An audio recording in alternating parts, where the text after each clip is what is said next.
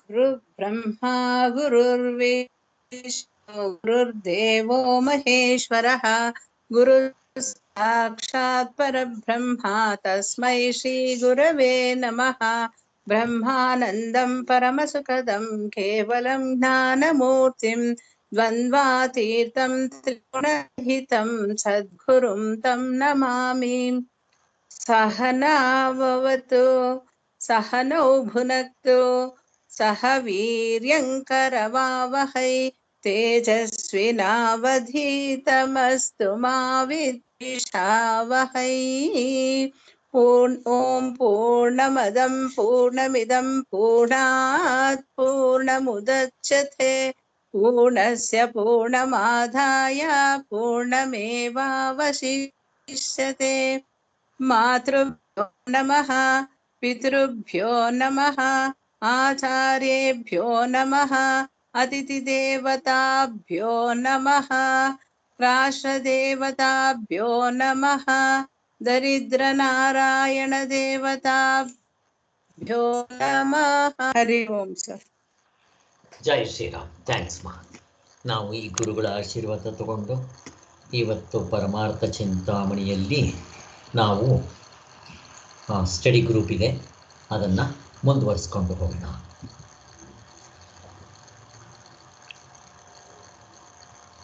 ಇಲ್ಲಿ ಇವತ್ತು ಸ್ಟಡಿ ಗ್ರೂಪ್ನಲ್ಲಿ ಇವತ್ತು ನಾವು 149 ನೋಡಬೇಕಾಗಿದೆ.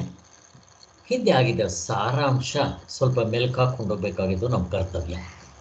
ಎಚ್ಚರದ ಸುಖದಲ್ಲಿ ಕೂಡ ಯಾವ ವಿಭಾಗವಾಗಲಿ, ಭೇದವಾಗಲಿ, ಗುಣವಾಗಲಿ, ಧರ್ಮವಾಗಲಿ ಇರೋದಿಲ್ಲ.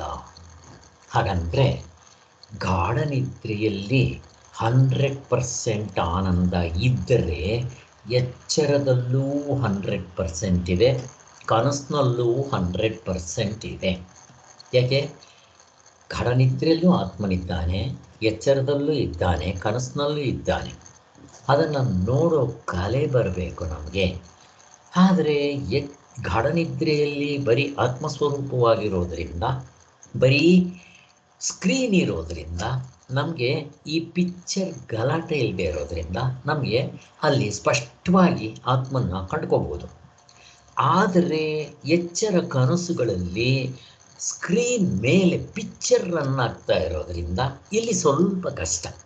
ಆದರೆ ಅಭ್ಯಾಸ ಆದರೆ, ಸಾಧನೆ ಮುಂದುವರೆದು ನಾವು ಆ ತತ್ವದಲ್ಲಿ ನಿಂತರೆ ಎಚ್ಚರದಲ್ಲೂ ಕೂಡ ಅದೇ ಆತ್ಮನ್ನೇ ನೋಡಬಹುದು ಅನ್ನೋದೆಲ್ಲ ಸ್ಪಷ್ಟತೆ ಆಯಿತು. ಹೇಗೆ ಅಂತಂದರೆ, ನನಗೆ ಬೆಳ್ಳಿ ಅನ್ಕೊತೀನಿ, ಆಮೇಲೆ ಗೊತ್ತಾಗುತ್ತೆ ಕಪ್ಪೆ ಚಿಪ್ಪು ಅಂತ. ಕಪ್ಪೆ ಚಿಪ್ಪು ಅಂತ ಗೊತ್ತಾದ ಮೇಲೂ ಬೆಳ್ಳಿ ಥರ ಕಪ್ಪೆ ಚಿಪ್ಪು ಪಳಪಳ ಅಂತ ಹೊಳಿತಾ ಇದ್ದರೂ ನನಗೆ ಗೊತ್ತಿರುತ್ತೆ ಅದು ಬೆಳ್ಳಿ ಅಲ್ಲ ಅಂತ. ಹಾಗೆ ಎಚ್ಚರದಲ್ಲಿ ಇಷ್ಟೆಲ್ಲ ವಿಶೇಷಗಳು, ತ್ರಿಪುಟಿ, ಮುಕ್ಕುಪ್ಪೆ ಇವೆಲ್ಲ ಇದ್ದರೂ ಕೂಡ, ಅರ್ಧ ಡಜನ್ ಇದ್ದರೂ ಕೂಡ ನಮಗೆ ಇವುಗಳು ಇದ್ದರೂ, ತೋರ್ತಾ ಇದ್ದರೂ ಇವು ಸತ್ಯ ಅಲ್ಲ ಅಂತ ಸ್ಪಷ್ಟವಾಗಿ ಗೊತ್ತಾಗುತ್ತೆ. ಹೇಗೆ ಕನಸಿನಿಂದ ಎದ್ದ ಮೇಲೆ ಕನಸೆಲ್ಲ ಹೇಗೆ ಸುಳ್ಳಾಗಿರುತ್ತೋ ಹಾಗೆ ಬ್ರಹ್ಮಜ್ಞಾನಿಗೆ ಎಚ್ಚರವೂ ಕೂಡ ಅಷ್ಟೇ ಕನಸು ಅಂತ ಸ್ಪಷ್ಟವಾಗಿ ಅನುಭವಕ್ಕೆ ಬಂದಿರೋದ್ರಿಂದ ಅವನಿಗೆ ಇಲ್ಲಿ ಆನಂದ, ಇರುವು ಅರಿವು ಆನಂದ ಏರುಪೇರಾಗೋದಕ್ಕೆ ಸಾಧ್ಯ ಇಲ್ಲ. ಮತ್ತು ಹಾಗೆ ಆದಮೇಲೆ ಇರುವಿನಲ್ಲಿ, ಅರಿವಿನಲ್ಲಿ, ಆನಂದದಲ್ಲಿ 3 ಗ್ರೇಡೇಷನ್ಸ್ ಹೇಳಿದ್ರಲ್ಲ. ಪಾರಮಾರ್ಥಿಕ ಇರುವು ಅರಿವು ಆನಂದ, ವ್ಯಾವಹಾರಿಕ ಇರುವು ಅರಿವು ಆನಂದ, ಪ್ರಾತಿಭಾಸಿಕ ಇರುವು ಅರಿವು ಆನಂದ. ಗ್ರೇಡೇಷನ್ಸ್ ಮಾಡಿದ್ರಲ್ಲ ಅಂತ ಬರುತ್ತೆ. ಸಾಧಕರಿಗೆ ನಮಗೆ ಸ್ಟೆಪ್ ಬೈ ಸ್ಟೆಪ್ ಕರ್ಕೊಂಡು ಹೋಗೋದಕ್ಕೆ ಇವೆಲ್ಲ ಅಧ್ಯಾರೋಪದಿಂದ, ಪ್ರಾತಿಭಾಸಿಕ ಸುಖಕ್ಕಿಂತ ಈ ವ್ಯಾವಹಾರಿಕ ಸುಖ ನಿಜವಾಗ್ಲೂ ವ್ಯವಹಾರದಲ್ಲಿರೋ ಅಂಥದ್ದು. ಅದನ್ನೂ ಮೀರಿ ಪಾರಮಾರ್ಥಿಕ ಇರುವೇ ಎಲ್ಲ ಕಡೆ ಇರೋದು ಅನ್ನೋದನ್ನು ಸ್ಪಷ್ಟವಾಗಿ ತಿಳಿಸ್ಕೊಟ್ವಿ. ಈಗ ಎಚ್ಚರದ ಸುಖದಲ್ಲಿ ಕೂಡ ಯಾವ ವಿಭಾಗ ಇಲ್ಲ ಅನ್ನೋದು ತೋರಿಸ್ಕೊಟ್ಟಿದ್ದಾಯಿತು ಸಾರಾಂಶ. ಈಗ ನಾವು 149ಕ್ಕೆ ಹೋಗಬೇಕಾಗಿದೆ. ಸುಖಗಳು ಅನೇಕವಾಗಿಯೂ, ನೋಡ್ರಿ, ಗಾಢನಿದ್ರೆಯಲ್ಲಿ ಒಂದೇ ಸುಖ, ಆದರೆ ಎಚ್ಚರ ಕನಸುಗಳಲ್ಲಿ ಅನೇಕವಾಗಿ, ಭಿನ್ನ ಭಿನ್ನವಾಗಿ, ಬೇರೆ ಬೇರೆಯಾಗಿ, ಮೂರಾಗಿ, ಪ್ರಾತಿಭಾಸಿಕ, ವ್ಯಾವಹಾರಿಕ, ಪಾರಮಾರ್ಥಿಕ ಆನಂದ ಇರುವ ಅರಿವು ಅಂತ ತೋರ್ತಾ ಇದೆಯಲ್ಲ, ಕಾರಣ ಏನು ಅನ್ನೋದಕ್ಕೆ. ಇದಕ್ಕೆಲ್ಲ ನಮ್ಮ ಮನಸ್ಸೇ ಕಾರಣ. ಮನಸ್ಸಿನ ದೃಷ್ಟಿಯಿಂದ ನೋಡೋದು, ಎಚ್ಚರದ ಕೊಂಕು ಕಣ್ಣಿನಿಂದ ನೋಡೋದೇ ಕಾರಣ ಅನ್ನೋದು ಗೊತ್ತಾಯಿತು. ಈಗ ನಮಗೆ ಎಚ್ಚರದಲ್ಲಿ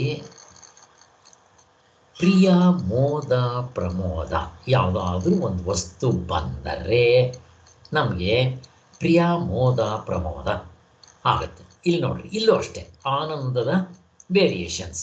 ಹೀಗಾಗೋದಕ್ಕೆ ಕಾರಣ ಏನು ಅಂದರೆ, ನಮ್ಮ ಮನಸ್ಸಿನಲ್ಲಿ ಆ ಒಂದು ಮಬ್ಬು ಅಥವಾ ತಿರುಪ್ತಿ ದೇವಸ್ಥಾನದಲ್ಲಿ ಕರ್ಟನ್ ಇರುತ್ತೆ. ಫ್ರೀ ದರ್ಶನ ಆದರೆ ಹಿಂಗೆ ನೋಡ್ಕೊಂಡು ಹೋಗ್ತಾ ಇರ್ಬೇಕಲ್ಲ, ನಿಂತ್ಕೊಳ್ಳೋಂಗಿಲ್ಲ. ಅದೇ ನೀವು ದುಡ್ಡು ಜಾಸ್ತಿ ಕೊಟ್ಟಿದ್ದರೆ ನಿಮಗೆ ಅರ್ಧ ಗಂಟೆ ಅಲ್ಲ, 1 ಗಂಟೆ ಕುಂಡಿಸ್ತಾರೆ. ದೇವ್ರನ್ನ ಓಪನ್ ಕುಲ್ಲ, ಸ್ಕ್ರೀನೇ ಇಲ್ಲ. ಹಾಗೆ ಬ್ರಹ್ಮಜ್ಞಾನಿಗಳಿಗೆ ಆ ಸ್ಕ್ರೀನ್ ಇರೋದಿಲ್ಲ. ಹಾಗೆ ಆದ್ದರಿಂದ ಇಲ್ಲಿ 100% ಆನಂದನೇ ತೋರ್ತಾ ಇರುತ್ತೆ ಅಂತ ಹೇಳಿ ನಮಗೆ ಈ ಮಡಿಕೆ, ಕುಡಿಕೆ, ಮನೆಯ ಆಕಾಶ ಅನ್ನೋ ಎಕ್ಸಾಂಪಲ್ ಕೊಟ್ಟು ಸ್ಪಷ್ಟತೆ ಮಾಡಿದ್ರು. ಇವೆಲ್ಲ ಆಯಿತು. ಈಗ ನಾವು ಮುಂದಕ್ಕೆ ಹೋಗಬೇಕಾಗಿದೆ. ಈಗ ಸುಷುಪ್ತಿಯಲ್ಲಿ ಏನಾಗುತ್ತೆ? ಸುಷುಪ್ತಿಯಲ್ಲಿ ಮಡಿಕೆ ಇಲ್ಲ, ಮಡಿಕೆ ಒಳಗಡೆ ನೀರಿಲ್ಲ, ನೀರು ಒಳಗಡೆ ಸೂರ್ಯಚಂದ್ರರಿಲ್ಲ. ಅಂದರೆ ಈ ಪಿಕ್ಚರ್ ಇಲ್ಲ, ಬರೀ ಸ್ಕ್ರೀನ್. ಆತ್ಮನಾಗಿರ್ತೀವಿ. ಅದು ಸುಷುಪ್ತಿ, ಸಮಾಧಿ, ಮೂರ್ಛೆ. ಇಲ್ಲಿ ಪೂರ್ತಿ ಆನಂದ ಇರುತ್ತೆ ಅಂತ ಪ್ರಶ್ನೆ ಇರುತ್ತೆ. ಆಯಿತು, ಈ ಮುಂದಕ್ಕೆ ನಿಮ್ಮ ಪ್ರಶ್ನೆಗಳು ಶುರುವಾಗುತ್ತೆ. ಈ ಮುಂತಾದ ಅವಸ್ಥೆಗಳಲ್ಲಿ ಯಾವುದರಲ್ಲಿ? ಈ ಸುಷುಪ್ತಿ, ಸಮಾಧಿ, ಮೂರ್ಛೆ, ಅವುಗಳಲ್ಲಿ ಸವಿಶೇಷ ಸುಖಗಳು ಕಾಣಿಸಿಕೊಳ್ಳುವುದೇ ಇಲ್ಲವೆಂದು ನಮ್ಮ ಅನುಭವದಲ್ಲಿದೆ. ಅಂದರೆ ನಿದ್ರೆಯಲ್ಲಿ, ಸಮಾಧಿ, ಮೂರ್ಛೆ, ಸತ್ತಾಗ, ಮಹಾಪ್ರಳಯವಾದಾಗ, ಕೋಮದಲ್ಲಿದ್ದಾಗ ಇಲ್ಲಿ ಸವಿಶೇಷ ಸುಖಗಳು ಕಾಣಿಸಿಕೊಳ್ಳುವುದಿಲ್ಲ ಅಂತಾರೆ. ಹಾಗಂದ್ರೆ ಏನು? ಇಲ್ಲಿ ಸವಿಶೇಷ ಸುಖ ಅಂದರೆ ಏನು? ಪ್ರಶ್ನೆ.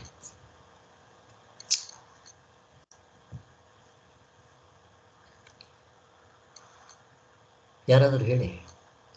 ಎಚ್ಚರದಲ್ಲಿ ಇದ್ದಂಗೆ ಅರ್ಧ ಡಜನ್ ಇಲ್ಲ ಸರ್. ಆದಿದೈವಿಕ, ಆದಿಭೌತಿಕ, ದೇಶ, ಕಾಲ, ಕಾರ್ಯಕಾರಣ, ಭಾವ, ಅವಸ್ಥೆಗಳು ಯಾವುದು ಇರೋದಿಲ್ಲ ಅಲ್ಲಿ ಅಂತ. ಇಲ್ಲಿ ಸವಿಶೇಷ, ನಿರ್ವಿಶೇಷ, ಸರ್ವಿಶೇಷಕ್ಕೆ ಆಪೋಸಿಟ್ ನಿರ್ವಿಶೇಷ. ಇವು ಅಲ್ಲಿ ಸವಿಶೇಷ ಇರೋದಿಲ್ಲ ಅಂತ ಹೇಳ್ತಾರೆ. ಸವಿಶೇಷ ಅಂದ್ರೆ ಏನು? ನಿರ್ವಿಶೇಷ ಅಂದ್ರೆ ಏನು? ನಿರ್ವಿಶೇಷ ಗಾರ್ಡನ್ ಇದ್ರಲ್ಲಿ ಏನು ಇರೋದಿಲ್ಲ, ಅಲ್ಲಿ ನಿರ್ವಿಶೇಷ. ಇಲ್ಲಿ ವಿಶೇಷಗಳಿರ್ತೈತಿ. ಎಚ್ಚರದಲ್ಲಿ ವಿಶೇಷವಾಗಿರ್ತೈತಿ. ನಮ್ಗೆ ವಸ್ತುಗಳು, ರೂಪ, ಗುಣ ಎಲ್ಲ ಇರ್ತೈತಿ. ಅದರಿಂದ ಇಲ್ಲಿ ವಿಶೇಷ, ಸವಿಶೇಷ. ಅದು ನಮ್ಗೆ ಇಷ್ಟ. ಪ್ರಪಂಚ ಚೆನ್ನಾಗಿ ಕಾಣಿಸ್ತಾ ಇರ್ತೈತಲ್ಲ, ಬಣ್ಣ ಬಣ್ಣವಾಗಿ, ಇದು ವಿಶೇಷ. ಶ್ರೀಧರ, ನೀವೇನು ಹೇಳ್ತಾ ಇದ್ದೀರಾ ಹೇಳಿ ಸರ್. ವಿಶೇಷ, ಸವಿಶೇಷ ಇದೆಲ್ಲ ಅಂದ್ರೆ ಆರ್ಡಿನರಿ, ಸ್ಪೆಷಲ್ ಅಂತೀವಲ್ಲ ಸರ್, ಆ ಥರ. ಇದಕ್ಕಿಂತ ಸ್ವಲ್ಪ ಚೆನ್ನಾಗಿರೋದು ಕಂಪೇರಿಟಿವ್ಲಿ, ರಿಲೇಟಿವ್ಲಿ ಯಾವ್ದು ಎಫೆಕ್ಟ್ ಆಗೋದು ಅದೆಲ್ಲ ಸವಿಶೇಷ, ವಿಶೇಷ. ನಿರ್ವಿಶೇಷ ಅಂದ್ರೆ ಏನು ಇರೋದೇ ಇಲ್ಲ, ಕಂಪ್ಯಾರಿಸನ್ ಇರಲ್ಲ. ಯಾಕಂದ್ರೆ ಅಲ್ಲಿ ಒಂದೇ ತತ್ವ, ಅಲ್ಲಿ ತತ್ವ ಒಂದೇ ಇರುವಾಗ ಕಂಪ್ಯಾರಿಸನ್ ಎಲ್ಲಿರುತ್ತೆ? ಕಂಪೇರ್ ಮಾಡಿದ್ರೆ ಮಾತ್ರನೇ ಅದರಿಂದ ಭಿನ್ನ, ಇದ್ರ ಭಿನ್ನ, ಅದು ವಿಭಾಗ ಅಂತ. ಸೊ ಅಲ್ಲಿ ಸರ್ವಿಶೇಷನ್ ಏನ್? ಸರ್ವಿಶೇಷನ ಪ್ರಶ್ನೆ ಇಲ್ಲ. ಯಾಕೆಂದ್ರೆ ನಿರ್ವಿಶೇಷ. ಅದು ನಿರ್ವಿಶೇಷನಾಗ ಸರ್ವಿಶೇಷನ ಪ್ರಶ್ನೆ ಬರಲ್ಲ. ಸೊ ಅದೇ ಹೇಳ್ತಾ ಇದ್ದಾರೆ. ಇಲ್ಲಿ ಸವಿಶೇಷ, ನಿರ್ವಿಶೇಷ ಇವೆರಡು ಎಲ್ಲಿ ಹೊಂದುತ್ತೆ? ಸವಿಶೇಷ, ನಿರ್ವಿಶೇಷ ದೃಶ್ಯ ಪ್ರಪಂಚದಲ್ಲಿ ಎಲ್ಲ ಇರ್ಬೇಕು, 19 ಮುಖಗಳು ಎಲ್ಲ ಇರ್ಬೇಕು. ಅದಕ್ಕೆ ಕಂಡೀಷನಲ್ ಅದು. ಕಾಲ, ದೇಶ, ಕಾರ್ಯ, ಕಾರಣ, ಪಾಪ ಎಲ್ಲ ಇರ್ಬೇಕು ಅದಕ್ಕೆ. ಅದು ಬಿಟ್ಟಿರಕ್ ಆಗದೇ ಇಲ್ಲ. ಕರೆಕ್ಟ್. ನಿರ್ವಿಶೇಷ ಎಲ್ಲಿರ್ಬೇಕು? ನಿರ್ವಿಶೇಷನು ಅದು ಆಕ್ಚುಲ್ ಆಗಿ ಅದು ಎಚ್ಚರಿಕೆ ದೃಷ್ಟಿಯಿಂದಾನೆ. ಯಾಕೆಂದ್ರೆ ಅಲ್ಲಿ ಭೇದ ಭಾವ ಇರಲ್ಲ. ಅಲ್ಲಿ ಯಾವಾಗ ನೀವು ಭೇದ ಭಾವ ಮಾಡಿದ್ರೆ ಅದು ಎಚ್ಚರಿಕೆ ದೃಷ್ಟಿಗೆ ಬಂದ್ಬಿಡತ್ತೆ ಅದು. ಸೊ ನೀವು ಇಲ್ಲೇ ಮಾಡ್ಬೇಕು, ದೃಶ್ಯ ಪ್ರಪಂಚದಲ್ಲೇ ಮಾಡ್ಬೇಕು. ಸೊ ಅಷ್ಟೇ ಸರ್ ಅದು.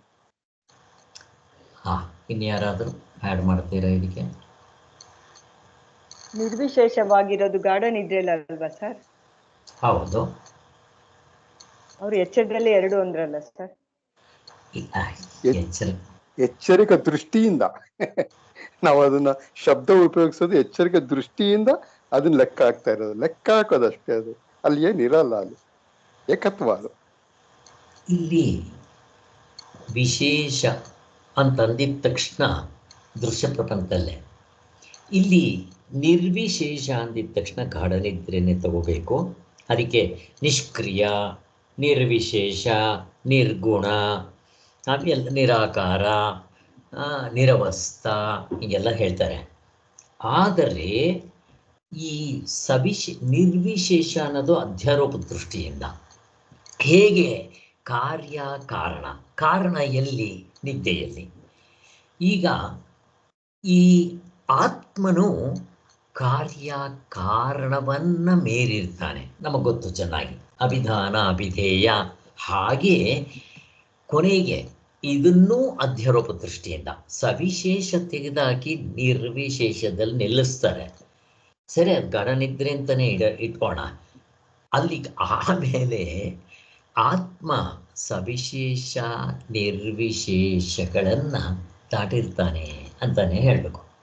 ಎಲ್ಲಿ? ಒಟ್ಟಿನಲ್ಲಿ ಗಾಢ ನಿದ್ರೆಯಲ್ಲಿ ನಿರ್ವಿಶೇಷ, ಅಲ್ಲಿ ಯಾವ ಒಂದು ವಿಶೇಷಗಳಿರಲ್ಲ. ಅಂದರೆ ಈ ಥರ ಮೂರು ಇರೋಲ್ಲ, ತ್ರಿಪುಟಿ ಇರಲ್ಲ. ಮತ್ತು ಈಗ ನೋಡ್ರಿ, ಪ್ರಿಯ, ಮೋದ, ಪ್ರಮೋದ ಇವೇನಿವು ಸವಿಶೇಷ. ಆದರೆ ಗಾಢ ನಿದ್ರೆಲ್ಲ ಆ ಥರ ಇರುತ್ತಾ? ಇರಲ್ಲ, ಬರೀ ಒಂದೇ ಆನಂದ.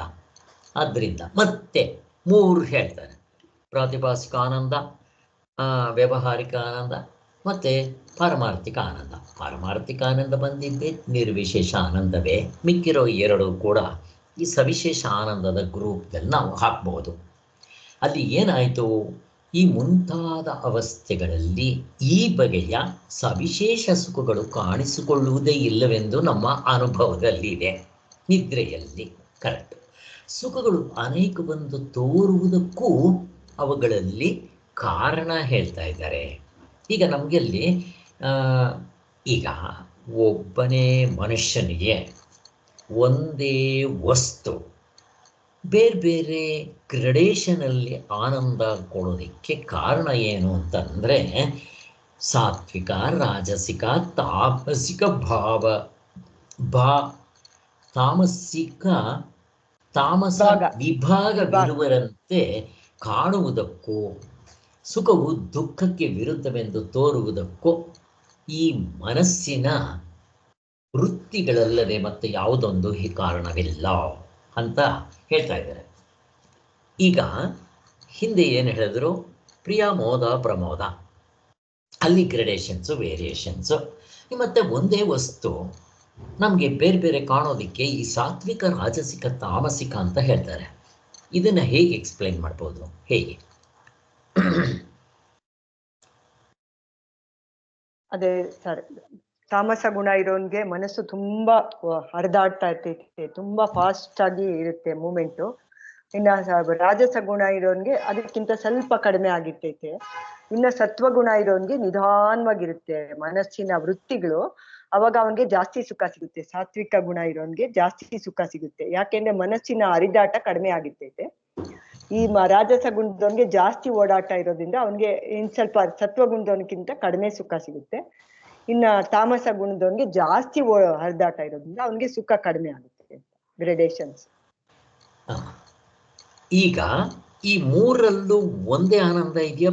ಅಲ್ಲ, ಈಗ ಬೇಸ್ಮೆಂಟ್ನಲ್ಲಿ ಅದರ ಒಂದು ತಳಹದಿಯಲ್ಲಿ ಸೇಮ್ ಆನಂದ ಇದೆಯಾ? ಬೇರೆ ಬೇರೆ ಇದೆಯಾ? ಸೇಮ್ ಆನಂದನೇ ಇರೋದು. ಪಾರಮಾರ್ಥಿಕ ಆನಂದನೇ ಅವರವರ ಗುಣಗಳಿಂದ ಬೇರೆ ಬೇರೆ ತರ ಕಾಣಿಸ್ತಾ ಇರುತ್ತೆ ಅಷ್ಟೇ. ಅದು ಇಂಪಾರ್ಟೆಂಟ್. 100% ಆನಂದವೇ ಇದೆ. ಹಾಗಾದರೆ ತಾಮಸಿಕ ಮನೆಗೆ ಬರೀ 25%, ರಾಜಸಿಕ್ಕೆ 50%, ಮತ್ತು ಸಾತ್ವಿಕನಿಗೆ 75%. ಇನ್ನು 100% ಯಾರಿಗೆ? ಗುಣಾತೀತನಿಗೆ, ಜ್ಞಾನಿಗೆ, ಬ್ರಹ್ಮಜ್ಞಾನಿಗೆ. ಅವನು ಗುಣಾತೀತನು, ಅವನಲ್ಲಿ ಗುಣನೇ ಇಲ್ಲ, ಸತ್ವ ಗುಣವನ್ನೂ ಮೀರಿರ್ತಾನೆ. ಇಷ್ಟೇ ವ್ಯತ್ಯಾಸ. ನೋಡ್ರಿ ಎಷ್ಟು ಚೆನ್ನಾಗಿದೆ. ಸೊ ಇವೆಲ್ಲ ಎಲ್ಲಿ? ವೈಕುಂಠ ಕೈಲಾಸದಲ್ಲ ಇರೋದು ಅಥವಾ ಇಲ್ಲೇ ಇದ್ದೀವ ನಾವು? ಎಲ್ಲ ಥರ ಜನ ಇರ್ತಾರೆ ಇಲ್ಲಿ ಅಲ್ವಾ?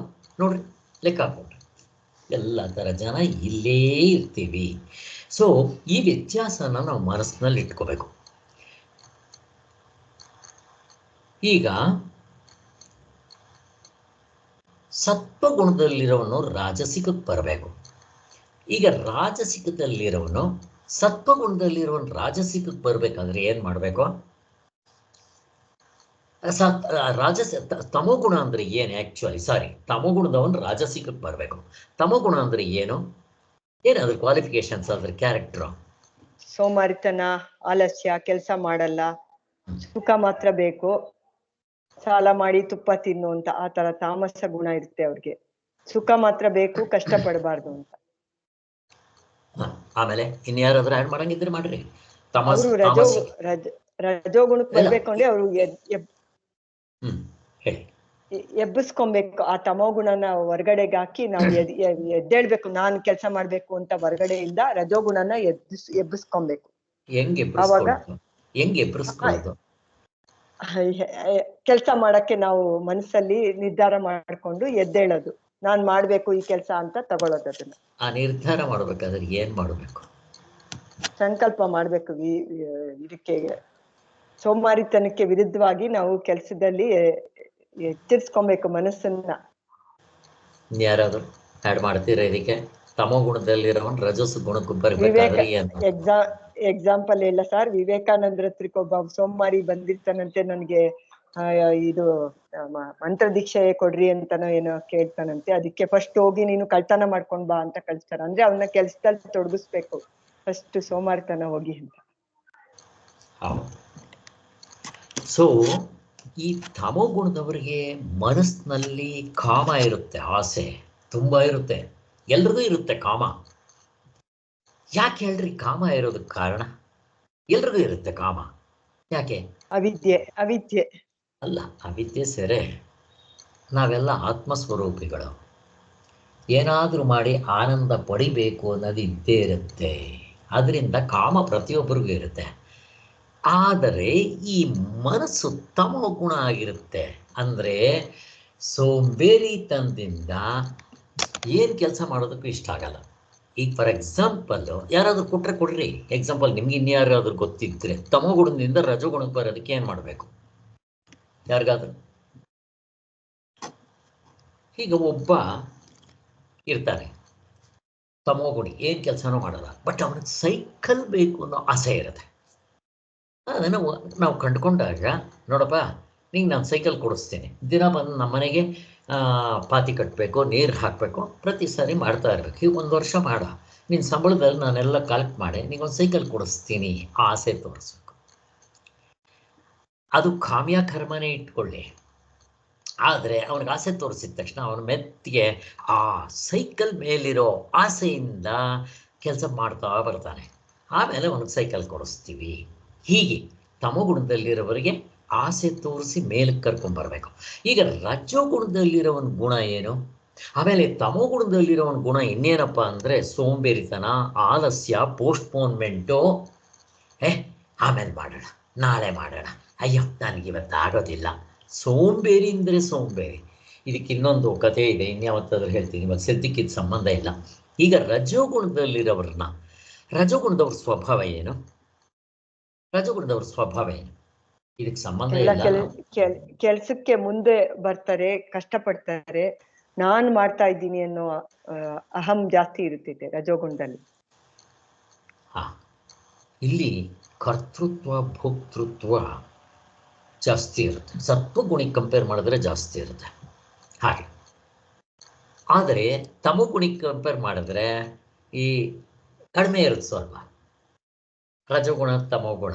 ಹಾಗೆ ಈ ಗುಣಗಳಲ್ಲೂ ಕೂಡ ಈ ರಜೋಗುಣ ಈ ಕರ್ತೃತ್ವ ಭೋಕ್ತೃತ್ವ ಹೆಮ್ಮರವಾಗಿರುತ್ತೆ. ರಜೋಗುಣ ಕಡಿಮೆ ಇರುತ್ತೆ, ಬಟ್ ಅವನು ಸೋಂಬೇರಿ ಅಲ್ಲ, ಅವನು ಚೆನ್ನಾಗಿ ಕೆಲಸ ಮಾಡ್ತಾನೆ, ಎಲ್ಲ ಮಾಡ್ತಾನೆ ಅವನು. ಕಳ್ಳರು, ಇದಕ್ಕೆ ಎಕ್ಸಾಂಪಲ್ ಯಾರು, ನಾನು ಮುಗಿಸ್ಬಿಡ್ತೀನಿ ಇದನ್ನು. ಕಳ್ಳರು, ಪೊಲಿಟಿಕಲ್ ಲೀಡರ್ಸು, ಮತ್ತು ಇವರೆಲ್ಲ ರಜೋಗುಣಿಗಳು. ತುಂಬ ಜನ ರಜೋಗುಣಿಗಳಿರ್ತಾರೆ, ಸತ್ವಗುಣಿಗಳು ತುಂಬ ಕಡಿಮೆ ಇರ್ತಾರೆ. ಈಗ ರಜೋಗುಣಿಗಳು ಇನ್ನೊಂದೇನಪ್ಪ ಅಂತಂದರೆ ಅವ್ರು ಕೆಲಸ ಮಾಡ್ತಾರೆ, ಬಟ್ ಅವ್ರದ್ದೇನು ಅಂತಂದರೆ ನಾನು ಮಾಡಿದೆ, ನನಗೆ ಹೆಸರು ಬರಬೇಕು, ಬಿರ್ದು ಬರಬೇಕು, ಪೇಪರ್ನಲ್ಲಿ ಬರಬೇಕು, ಹಾರ ಹಾಕಬೇಕು, ಇವು ಇದ್ದೇ ಇರುತ್ತೆ. ಅವ್ರ ಮತ್ತು ಫಲಾಪೇಕ್ಷೆ, ಫಲ ಇರಬೇಕು, ಫಲ ಇದ್ದರೆ ನಾನು ಮಾಡೋದಿಲ್ಲ, ನಾನೇ ಮಾಡಲಿ, ನಾನು ಬಿಟ್ಟಿಯಾಳ ಅಂತ ಇರ್ತಾರೆ. ಇವರು ಹೇಳಿದ್ನಲ್ಲ ಫ್ಯಾನ್ ತಿರುಗ್ತಾ ಇದ್ದರೆ ಸಮ್ಮರ್ನಲ್ಲಿ ಆಫ್ ಮಾಡಿದ್ದು ಯಾಕೆ, ನನ್ನ ಹೆಸರು ನೋಡಲಿ ಅಂತ. ಇವೆಲ್ಲ ರಜೋಗುಣ ಸ್ವಭಾವದವ್ರದ್ದು. ಇವರಲ್ಲಿ ಕರ್ತೃತ್ವ ಭೋಕ್ತೃತ್ವ ಜಾಸ್ತಿ ಇರುತ್ತೆ. ನಾನು ಏನು ಮಾಡಿದ್ರು ರೆಕಗ್ನೈಸ್ ಆಗಬೇಕು ಅಂತ ಅನ್ನೋದು ಇವರ ಆಸೆ. ಇನ್ನು ಸತ್ವಗುಣದವನು, ಅವನ ಲಕ್ಷಣ ಏನಪ್ಪ ಅಂತಂದರೆ ಜ್ಞಾನ ಆನಂದ. ಅವನು ಜ್ಞಾನವನ್ನು ಸಂಪಾದನೆ ಮಾಡೋದಕ್ಕೆ ಆಸೆ ಪಡ್ತಾ ಇರ್ತಾನೆ. ನಮ್ಗೆ ಹೇಗೆ ಗೊತ್ತಾಗುತ್ತೆ ಅಂದರೆ ಅವನು ಮಲ್ಟಿ ಪರ್ಸ್ನಾಲಿಟಿ ಇರುತ್ತೆ.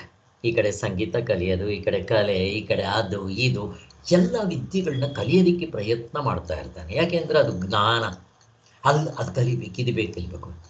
ಕೊನೆಗೆ ಒಂದು ಸಾರಿ ವೇದಾಂತಕ್ಕೆ ಬಂದಮೇಲೆ ಬೇರೆ ಜ್ಞಾನಗಳೆಲ್ಲ ಬಿದ್ದೋಗುತ್ತೆ, ಅಷ್ಟೇ ಆಗೋದು. ಮತ್ತು ಒಂದು ಆನಂದ. ಇವನಿಗೆ ಅಷ್ಟೊಂದು ನಾನು ಅನ್ನೋ ಅಹಂಕಾರ, ನಾನು ಹೊಗಳಬೇಕು, ಮತ್ತು ಜನ ನಾನು ಮೆಚ್ಚಬೇಕು, ಪೇಪರ್ ಬರಲಿಕ್ಕೆ ಇದಿರೋದಿಲ್ಲ. ನಾವೇ ನೋಡ್ಕೋಬೇಕು ಈ 3 ಗುಣಗಳಲ್ಲಿ ನಾನು ಎಲ್ಲಿದ್ದೀನಿ. ನಾವು ಕೆಲಸ ಮಾಡುವಾಗ ನನ್ನ ಮನಸ್ಸಿನಲ್ಲಿ ಏನಿರುತ್ತೆ ಅವರನ್ನು ಸ್ವಲ್ಪ ಕ್ಲೋಸಾಗಿ ಗಮನಿಸ್ಬಿಟ್ರೆ ಇವರು ಸತ್ವಗುಣಿ, ರಜೋಗುಣಿ, ತಮೋಗುಣಿ ಗೊತ್ತಾಗ್ಬಿಡುತ್ತೆ. ಆದ್ದರಿಂದ ಮತ್ತು ನಾವು ಒಂದು ಗುಣದಿಂದ ಒಂದು ಗುಣದ ಮೇಲೆ ಬರಬೇಕು. ಮತ್ತು ಸತ್ವಗುಣಿ ಇರೋನು ಆತ್ಮನಿಗೆ ತುಂಬ ಹತ್ತಿರ ಇರ್ತಾನೆ, ಗುಣಾತೀತನಾಗ ತುಂಬ ಸುಲಭ. ಇಲ್ಲಿ ನಮ್ಗೆ ಅದೆಲ್ಲ ಇಂಪಾರ್ಟೆಂಟು. ಈಗ ಮುಂದಕ್ಕೆ ಹೋಗೋಣ. ಅಲ್ಲಿಗೆ ನಮ್ಮ ಮನಸ್ಸಿನಲ್ಲಿ ಈ ಸತ್ವ ರಜಸ್ತಮ ಗುಣ ಹೆಚ್ಚು ಇದ್ದಾಗ ಅಂತಃಕರಣಕ್ಕೆ ಸಂಬಂಧಪಟ್ಟಿರೋದಿದು. ಅಲ್ಲಿ ನನಗೆ ಆನಂದ ಕೂಡ ಏರುಪೇರಾಗುತ್ತೆ, ಇಷ್ಟು ತಿಳ್ಕೊಂಡ್ರೆ ಸಾಕು. ಮತ್ತು ಇದ್ರ ಜೊತೆಗೆ ಇನ್ನೂ ಒಂದು ಹೇಳ್ತಾರೆ, ಸುಖವು ದುಃಖಕ್ಕೆ ವಿರುದ್ಧವೆಂದು ತೋರುವುದಕ್ಕೆ ಇರೋ ಸುಖನೇ ನಮ್ಗೆ ದುಃಖ ಅಂತ ತೋರೋದಿಕ್ಕೆ ಮತ್ತೊಂದು ಕಾರಣ ಏನು, ಈ ಮನಸ್ಸಿನ ವೃತ್ತಿಗಳ ಅಲ್ಲದೆ ಮತ್ತು ಯಾವುದೊಂದು ಹೇತುವಿಲ್ಲ. ಮನಸ್ಸಿನ ವೃತ್ತಿ, ಇಲ್ಲಿ ಮನಸ್ಸಿನ ವೃತ್ತಿ ಅಂದರೆ ಹಿಂದೆನೇ ಹೇಳಿದ್ರು, ಮನಸ್ಸಿನ ಮಬ್ಬು ಹರಿದು ಅದು ತಿಳಿಯಾಗುವುದು ಅಷ್ಟೇ ನಮ್ಗೆ ಆನಂದದಲ್ಲಿ. ಅದನ್ನು ಹೇಳಿದ್ದೀವಿ ನಾವು. ಅಲ್ಲಿಗೆ 2 ಕಾರಣಗಳು, ಅದೇ ಒಂದು ರಜಸ್ತಮಸ್ ಇದು ಗುಣ, ಇನ್ನೊಂದು ಮನಸ್ಸಿನಲ್ಲಿ ಮಬ್ಬು. ಇದೆಲ್ಲ ಅದರ ಮೇಲೆ ಡಿಪೆಂಡ್ ಆಗುತ್ತೆ, ಗುಣಗಳ ಮೇಲೆ ಡಿಪೆಂಡ್ ಆಗುತ್ತೆ ಅಂತ.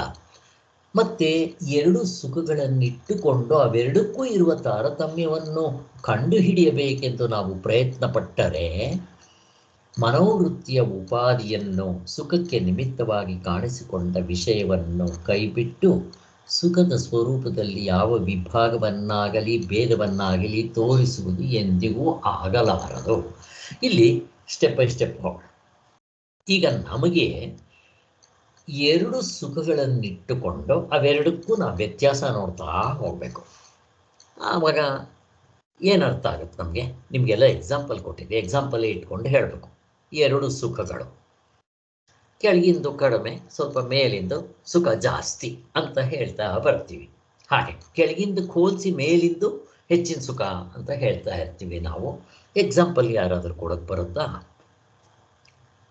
ಅದೇ ಸರ್, ಒಬ್ಬ ಭಿಕ್ಷುಕ ಇರ್ತಾನೆ, ಅವನಿಗೆ ಚಾಪೆ ಕೊಡ್ತೀವಿ, ಅವಾಗ ಅದು ಸುಖ ಅನ್ಸುತ್ತೆ. ಆಮೇಲಿಂದ ಒಂದ್ ಬೆಡ್ಶೀಟ್ ರಗ್ ಕೊಡ್ತೀವಿ, ಆಮೇಲಿಂದ ರೂಮ್ ಕೊಡ್ತೀವಿ, ಮಂಚ ಕೊಡ್ತೀವಿ, ಆಮೇಲಿಂದ AC ಬೇಕು ಅಂತಾನೆ. ಆಮೇಲೆ ಅದೇನಾದ್ರು ಬಿಟ್ಟು ಹೋದ್ರೆ ಅವನ್ಗೆ ಅದು ದುಃಖ ಆಗೋಗುತ್ತೆ.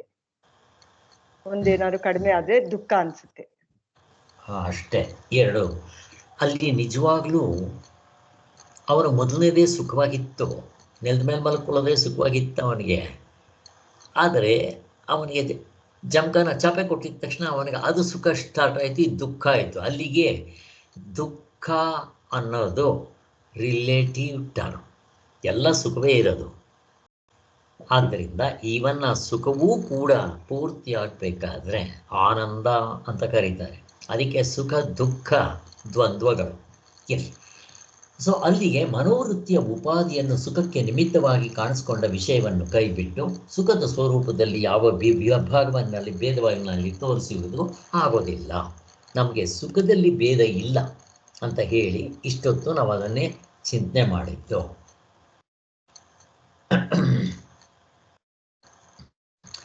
ಸೊ ಅದು ಆಯ್ತೀಗ.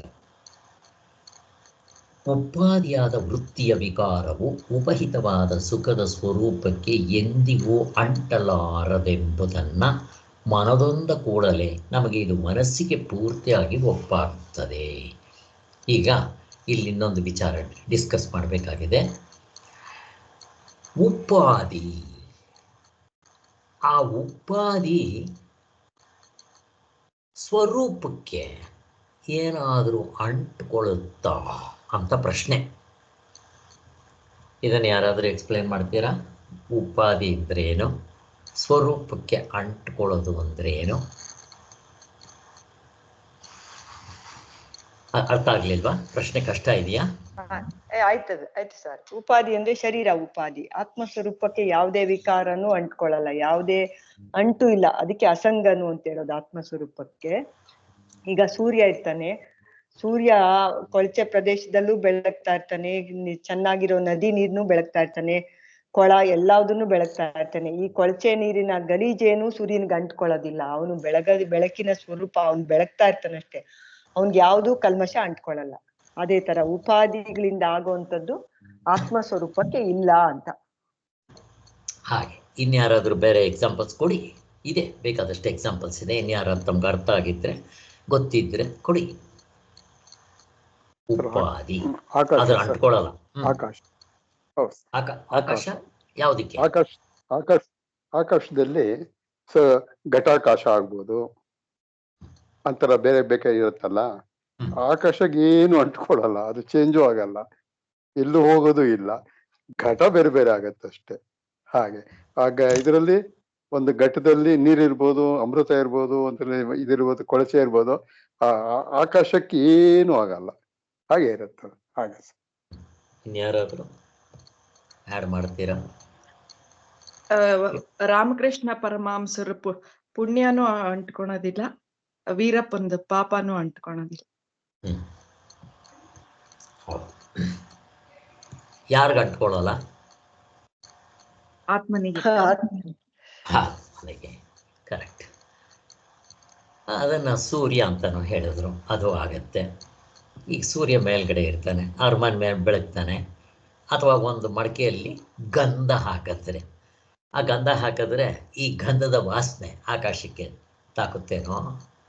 ಅಥವಾ ಸಗಣಿ ಹಾಕಿದ್ರೆ ಇನ್ನೊಂದು ಕುಂಡದಲ್ಲಿ ಈ ಸಗಣಿ ವಾಸನೆ ಏನಾದರೂ ತಾಕುತ್ತೇನೋ? ಹಾಗೆ ಒಂದು ಬೆಳಕಿದೆ ಇಲ್ಲಿ. ಆ ಬೆಳಕಿನ ಕೆಳಗಡೆ ರಾಮಕೃಷ್ಣ ಪರಮಹಂಸರು ಭಗವದ್ಗೀತೆ ಓದ್ತಾರೆ.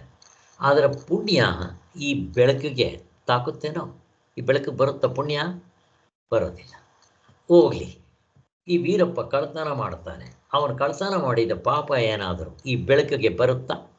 ಬರೋದಿಲ್ಲ. ಹೇಗಿದೆ ನೋಡ್ರಿ, ಇದು ಚೆನ್ನಾಗಿ ಮೆಲ್ಕ್ ಮಾಡಬೇಕು. ಸೊ ಒಂದು ಸಾರಿ ನಮ್ಮ ಕುಲಕರ್ಣಿ ಸ್ವಾಮಿಗಳು ಈ ಟೇಪ್ ರಿಕಾರ್ಡ್ ಅವರು ಎಲ್ಲ ಈ ವಿಚಾರ ಕೇಳೋದು ಮಾಡೋದು ಮಾಡ್ತಾ ಇದ್ದರಂತೆ. ಅವ್ರಿಗೆ ಕಾಯಿಲೆಗಳು ತುಂಬ ಇತ್ತು. ಈ ಕೆಮ್ಮು, ಲಂಗ್ಸ್ನಲ್ಲಿ ಟಿ ಬಿ ಬಂದಿದ್ದು, ಕೆಮ್ಕೊಂಡೇ ಪಾಠ ಮಾಡ್ತಾಯಿದ್ರು. ಅವ್ರ ನೆಂಟರೊಬ್ಬರು ಬಂದಿದ್ದೆ ಕೇಳಿದ್ರಂತೆ, ಅಲ್ಲ ನೀವು ಇಷ್ಟೆಲ್ಲ ಮಾಡ್ತೀರಲ್ಲ, ನಿಮ್ಗೇನು ಕಾಯಿಲೆ ಹಾಗೆ ಇದೆಯಲ್ಲ, ನಿಮ್ಗೇನು ಉಪಯೋಗ ಆಯಿತು ಅಂತ ಕೇಳ್ತಾ ಇದ್ರಂತ ಅವರು. ಅದಕ್ಕೋಸ್ಕರ ಅವ್ರಿಗೆ ಒಂದು ಎಕ್ಸಾಂಪಲ್ ಹೇಳಿದ್ರಂತೆ. ನೋಡ್ರಿ, ಟೇಪ್ ರಿಕಾರ್ಡ್ ಇದೆ, ಎದುರುಗಡೆ ಟೇಪ್ ರಿಕಾರ್ಡ್ ಇತ್ತು, ಅವ್ರು ರೆಕಾರ್ಡ್ ಮಾಡ್ಕೊತಾ ಇದ್ರು ಯಾರೋ. ಈಗ ನೋಡ್ರಿ, ಟೇಪ್ ರಿಕಾರ್ಡ್ ಇದೆ. ಈಗ ಟೇಪ್ ರಿಕಾರ್ಡ್ನಲ್ಲಿ MS ಸುಬ್ಬಲಕ್ಷ್ಮಿ ಹಾಕೋಣ. ಆ ಕರೆಂಟ್ ಏನಾದರೂ ಇದು ಮಧುರವಾಗಿದೆ ಅಂತ ಏನಾದರೂ ಗೊತ್ತಾಗತ್ತಾ? ಇಲ್ಲ. ಅದೇ ಟೇಪ್ ರಿಕಾರ್ಡ್ನಲ್ಲಿ ಒಂದೊಂದು ಸಾರಿ ಕರ್ ಕರ್ ಕರ್ ಕರ್ ಕರ್ ಕರ್ ಅಂತ ಕರ್ಕಶ ಬರುತ್ತೆ. ಈ ಕರ್ಕಶ ಏನಾದರೂ ಕರೆಂಟ್ಗೆ ತಾಕುತ್ತಾ? ಇಲ್ಲ. ಎಷ್ಟು ಚೆನ್ನಾಗಿದೆ ನೋಡಿ. ಹಾಗೆ ಎಲ್ಲ ಎಕ್ಸಾಂಪಲ್ಸು ಹಾಗೆ. ಆದ್ದರಿಂದ ಈಗ ಹಾವು ಹಗ್ಗ, ಹಾವಿನ ವಿಷ ಹಗ್ಗಕ್ಕೆ ತಾಕುತ್ತಾ? ತಾಕೋದಿಲ್ಲ ಸ್ವಾಮಿ. ಹಾವು ಇಲ್ಲ, ಹಾಗೆ ಪ್ರಪಂಚನೂ ಇಲ್ಲ. ಆಯ್ತಪ್ಪ, ಹೋಗ್ಲಿ, ಬೇರೆ ಎಕ್ಸಾಂಪಲ್. ಅದೇ ಥರ ನೀವು ತಗೊಂಡ್ರೆ ಈ ಕಪ್ಪೆ ಚಿಪ್ಪು ಬೆಳ್ಳಿ ಎಷ್ಟು ಬೆಲೆ ಬಾಳುತ್ತೇನೋ, ಬೆಳ್ಳಿ ಗುಣ ಅದಕ್ಕೆ ಏನಾದರೂ ತಾಕುತ್ತೇನೋ, ತಾಕ್ಬಿಟ್ಟು ಅದು ಬೆಳ್ಳಿ ಕಪ್ಪೆ ಚಿಪ್ಪು ತೊಗೊಂಡೋದ್ರೆ ಅದು ಬೆಳ್ಳಿ ಬೆಲೆ ಕೊಡ್ತಾರೇನು ಯಾರಾದರೂ? ಕೊಡೋದಿಲ್ಲ. ಹಾಗೆ ಹೋಗ್ಲಿ, ಅದೇನೋ ಎರಡು ವಸ್ತು ಪ್ರಾತಿಭಾಸಿಕ ಎಕ್ಸಾಂಪಲ್ಲು. ವ್ಯವಹಾರಿಕದಲ್ಲಿ ಯಾಕಿಲ್ಲ ಅಂತ ಪ್ರಶ್ನೆ ಬರೋದು. ವ್ಯವಹಾರಿಕದಲ್ಲಿ ಏನು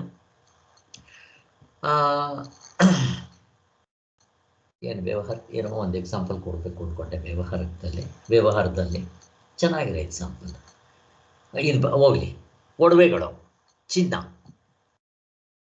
ಒಡವೆಗಳ ನಾಮ ರೂಪ ಕ್ರಿಯೆ ಗುಣ, ಕತ್ಗೆ ಹಾಕ್ಕೊಳ್ಳೋದು, ಕಾಲ್ಗೆ ಹಾಕ್ಕೊಳ್ಳೋದು, ಏನಾದರೂ ಚಿನ್ನಕ್ಕೆ ತಾಕುತ್ತಾ? ತಾಕೋದಿಲ್ಲ. ಹೇಗಿದೆ ನೋಡ್ರಿ, ಅಷ್ಟೇ. ಹೀಗೆ ತಿಳ್ಕೋಬೇಕು. ಸೊ ಇನ್ನೂ ಒಂದು, ಎರಡು ಎಲ್ಲಿದೆ? ಎರಡು ಇದ್ದಾಗಲೇ ಅದು ಅಂಟ್ಕೊಳ್ಳಲ್ಲ. ಈಗ ಪ್ರಾತಿಭಾಸಿಕದಲ್ಲಿ ಒಂದೇ ಇದೆ, ಅಲ್ಲಿ ಅಂಟ್ಕೊಳ್ದೇ ಇರೋದು ಸಹಜ. ಆದರೆ ವ್ಯಾವಹಾರಿಕ ಸುಖದಲ್ಲಿ ಎರಡೂ ಇದೆಯಲ್ಲ, ಚಿನ್ನನೂ ಇದೆ, ಒಡವೆನೂ ಇದೆ. ಈ ಒಡವೆ ಅದು ಏನಾದರೂ ಅದಕ್ಕೆ ಮೆತ್ಕೊಳುತ್ತಾ? ಮೆತ್ಕೊಳ್ಳಲ್ಲ. ಹಾಗೆ ಇಲ್ಲಿ ಬ್ರಹ್ಮ ಸತ್ಯ, ಜಗತ್ತು ಮಿಥ್ಯ. ಒಂದು ನಿಜವಾಗ್ಲೂ ಇಲ್ಲದೆ ಇರೋದು, ಒಂದು ನಿಜವಾಗ್ಲೂ ಇರೋದು. ನಾಸತ್ತು ವಿದ್ಯತೆ ಭಾವ. ಆದ್ದರಿಂದ ಇದು ಮೆತ್ಕೊಳ್ಳೋಕೆ ಸಾಧ್ಯನೇ ಇಲ್ಲ. ಅಥವಾ ನಮಗೆ ತೋರ್ತಾ ಇದೆಯಲ್ಲ, ಬೆಳ್ಳಿ ಥರ ತೋರ್ತಾ ಇದೆ ಅಂತ ಅಂದಾಗಲೂ ಕೂಡ ಇದು ಮೆತ್ಕೊಳ್ಳೋಕೆ ಸಾಧ್ಯ ಇಲ್ಲ. ನಿಮಗೆ ತೋರ್ತಾ ಇದೆಯಲ್ಲ, ಚಿನ್ನನೂ ತೋರ್ತಾ ಇದೆ, ಒಡವೆನೂ ತೋರ್ತಾ ಇದೆ. ಆದರೆ ಒಡವೆದು ಎಲ್ಲಿ ಬೆಳ್ಳೆ ಚಿನ್ನಕ್ಕೆ ಮೆತ್ಕೊಳ್ಳುತ್ತೆ? ಮಡಕೆ ಕೊಡಕೆ ಶ್ರಾವ, ಮಣ್ಣಿಗೆ ಎಲ್ಲಿ ಮೆತ್ಕೊಳ್ಳುತ್ತೆ? ಮೆತ್ಕೊಳ್ಳೋದಿಲ್ಲ. ಇಷ್ಟು ನಾವು ಚೆನ್ನಾಗಿ ಅರ್ಥ ಮಾಡ್ಕೋಬೇಕು. ಈ ಉಪಾಧಿಗಳ ಭೇದ ಸ್ವರೂಪಕ್ಕೆ ಎಂದಿಗೂ ಅಂಟಲಾರದೆಂಬುದನ್ನು ಮನದೊಂದ ಕೂಡಲೇ ನಮಗೆ ಇದು ಮನಸ್ಸಿಗೆ ಪೂರ್ತಿಯಾಗಿ ಒಪ್ಪಾಗುತ್ತದೆ. ಆದ್ದರಿಂದ ಸೊ ಇದನ್ನು ಇನ್ನೇನು ಕರಿಬೋದು? ಆತ್ಮನ್ನ ಯಾವುದು ಅಂಟ್ಕೊಳ್ಳಲ್ಲ. ಯಾವುದು ಅಂಟ್ಕೊಳ್ಳಲ್ಲ ಅಂದರೆ ಅವನು ಏನಂತ ಕರಿಬೋದು? ಸ್ಪರ್ಶ ಏನ್ರಿಂದನೂ ಸ್ಪರ್ಶ ಮಾಡೋಕ್ಕಾಗಲ್ಲ. ಅಸ್ಪರ್ಶ ಯೋಗ ಅಂತ ಕರೀತಾರೆ. ಮಡಿ, ಇಲ್ಲಿ ನಿಜವಾದ ಮಡಿ ಆತ್ಮನೇ. ಆತ್ಮನ್ ಬಿಟ್ಟರೆ ಮತ್ತೊಂದು ಮಡಿ ನಿಮಗೆ ಸಿಗೋದಿಲ್ಲ. ಅದಕ್ಕೋಸ್ಕರನೇ ಅದಕ್ಕೆ ಅಸ್ಪರ್ಶ ಯೋಗ. ಅದಕ್ಕೆ ಏನು ಒಂದು ಅಂಟು ತಾಕೋದಿಲ್ಲ. ಅದು ಯಾವಾಗಲೂ ನಿತ್ಯ ಶುದ್ಧ ಬುದ್ಧ ಮುಕ್ತ ಸ್ವರೂಪ. ನೀವು ಏನು ಮಾಡಿದ್ರೂ ಅದು ಕಲ್ಮಶ ಆಗೋದಿಲ್ಲ. ನಿಜವಾದ ನಮ್ಮ ಸ್ವರೂಪ ಅದೇ. ಆದ್ದರಿಂದ ಅದಕ್ಕೆ ಪಾಪ ಪುಣ್ಯ ಇಲ್ಲ, ಎಂಥದೂ ಇಲ್ಲ. ಸುಖ ದುಃಖ ಶೋಕ ಮೋಹ ದ್ವಂದ್ವಗಳದ್ದು ಏನೂ ಅಂಟೋದಿಲ್ಲ, ಇರೋದೇ ದ್ವಂದ್ವಗಳು. ಹಾಗೆ ಸೊ ಇಲ್ಲಿ ಜ್ಞಾಪಕ ಇಟ್ಕೊಳ್ಳೋದಿಕ್ಕೆ ಮುಕುಂದೂರು ಸ್ವಾಮಿಗಳು ಒಂದೇ ಹೇಳ್ತಾ ಇದ್ರು. ಯಾರಿಗಾದ್ ನೆನಪಿದೆಯಾ? ಸರ್, ಅದೇ ಯಾರೋ ಒಬ್ರು ಮಹಾನ್ ಭಾವರಿದ್ದಾರೆ, ಮಹಾತ್ಮರಿದ್ದಾರೆ. ಅವರು ದಿನಕ್ಕೆ 4 ಸಾರ್ತಿ ಸ್ನಾನ ಮಾಡ್ತಾರೆ, ಮಡಿಯಿಂದ ಇರ್ತಾರೆ. ಅಂದ್ರೆ ಅಷ್ಟು ಸಾರ್ತಿ ಮೈಲ್ಗೆ ಹಾಕ್ತಾರ ಅವರು ಅಂತ ಕೇಳ್ತಾ ಇದ್ರು. ಎಷ್ಟು ಚೆನ್ನಾಗಿದೆ ನೋಡಿ. ಅದ್ಯಾಕೆ ಅವ್ರು ಅಷ್ಟು ಸಲ ಮೈಲ್ಗೆ ಹಾಕ್ತಾರೆ? ಎಷ್ಟು ಚೆನ್ನಾಗಿರುತ್ತೆ ಅವ್ರದ್ದು ಆನ್ಸರ್. ಸ್ವಲ್ಪ ಸೂಕ್ಷ್ಮವಾಗಿದ್ದರೆ ಗಮನಿಸ್ಬೋದು, ಇದ್ರೆ ಗಮನಿಸಕ್ಕೆ ಬರೋಲ್ಲ. ಯಾರೋ ಒಬ್ಬ ಗೌಡ ಸತ್ತೋಗ್ಬಿಟ್ಟ ಸ್ವಾಮಿ, ತಿಮ್ಮೇಗೌಡರು ಸತ್ತೋಗ್ಬಿಟ್ರು ಅಂದ್ರಂತೆ. ಏನಪ್ಪ, ತಿಮ್ಮೇಗೌಡರು ಸತ್ತೋಗ್ಬಿಟ್ರ? ಇಲ್ಲಪ್ಪ ಅಂದ್ರಂತೆ. ಇಲ್ಲ ಸ್ವಾಮಿ, ತಿಮ್ಮೇಗೌಡರು ಸತ್ತೋಗ್ಬಿಟ್ರು, ನಾವೇ ಊತಾಕ್ಬಿಟ್ಟು ಸ್ನಾನ ಮಾಡ್ಕೊಂಡ್ ಬಂದ್ವಿ ಸ್ವಾಮಿ ಅಂದ್ರಂತೆ. ಬೆಳಗ್ಗೆ ಕೃಷ್ಣ ಶಾಸ್ತ್ರಿಗಳ ಕಡೆ ತಿರ್ಕೊಂಡು, ಏನಪ್ಪ ಸತ್ ಎಲ್ಲಾದರೂ ಹೋಗುತ್ತಾ? ಅರ್ಥ ಆಗ್ತಾ ಇದೆಯಾ? ಹೆಂಗಿದೆ ಕಲ್ಪನಾ? ಅರ್ಥ ಆಗ್ತಾ ಇದೆಯಮ್ಮ ಇದು? ಸತ್ ಎಲ್ಲಾದ್ರೂ ಹೋಗುತ್ತಾ? ಇರೋದು ಎಲ್ಲಾದ್ರೂ ಹೋಗುತ್ತಾ ಅಂತ. ಸತ್ ಎಲ್ಲಾದ್ರೂ ಹೋಗುತ್ತಾ ಅಂದ್ರೆ ಅಲ್ವಾ ಸರ್? ಅದು ಎಂತು ಈಗ ನಾಸತ್ತು ವಿದ್ಯತೆ ಭಾವ ನಾಭಾವ ವಿದ್ಯತೆ ಸತಃ. ಎಲ್ಲ ಅದೇ ಅರ್ಥನೇ. ಏನಮ್ಮ ಕಲ್ಪನಾ? ಅರ್ಥ ಆಯ್ತು ಸರ್. ಏನ್ ಅರ್ಥ ಆಯ್ತಮ್ಮ?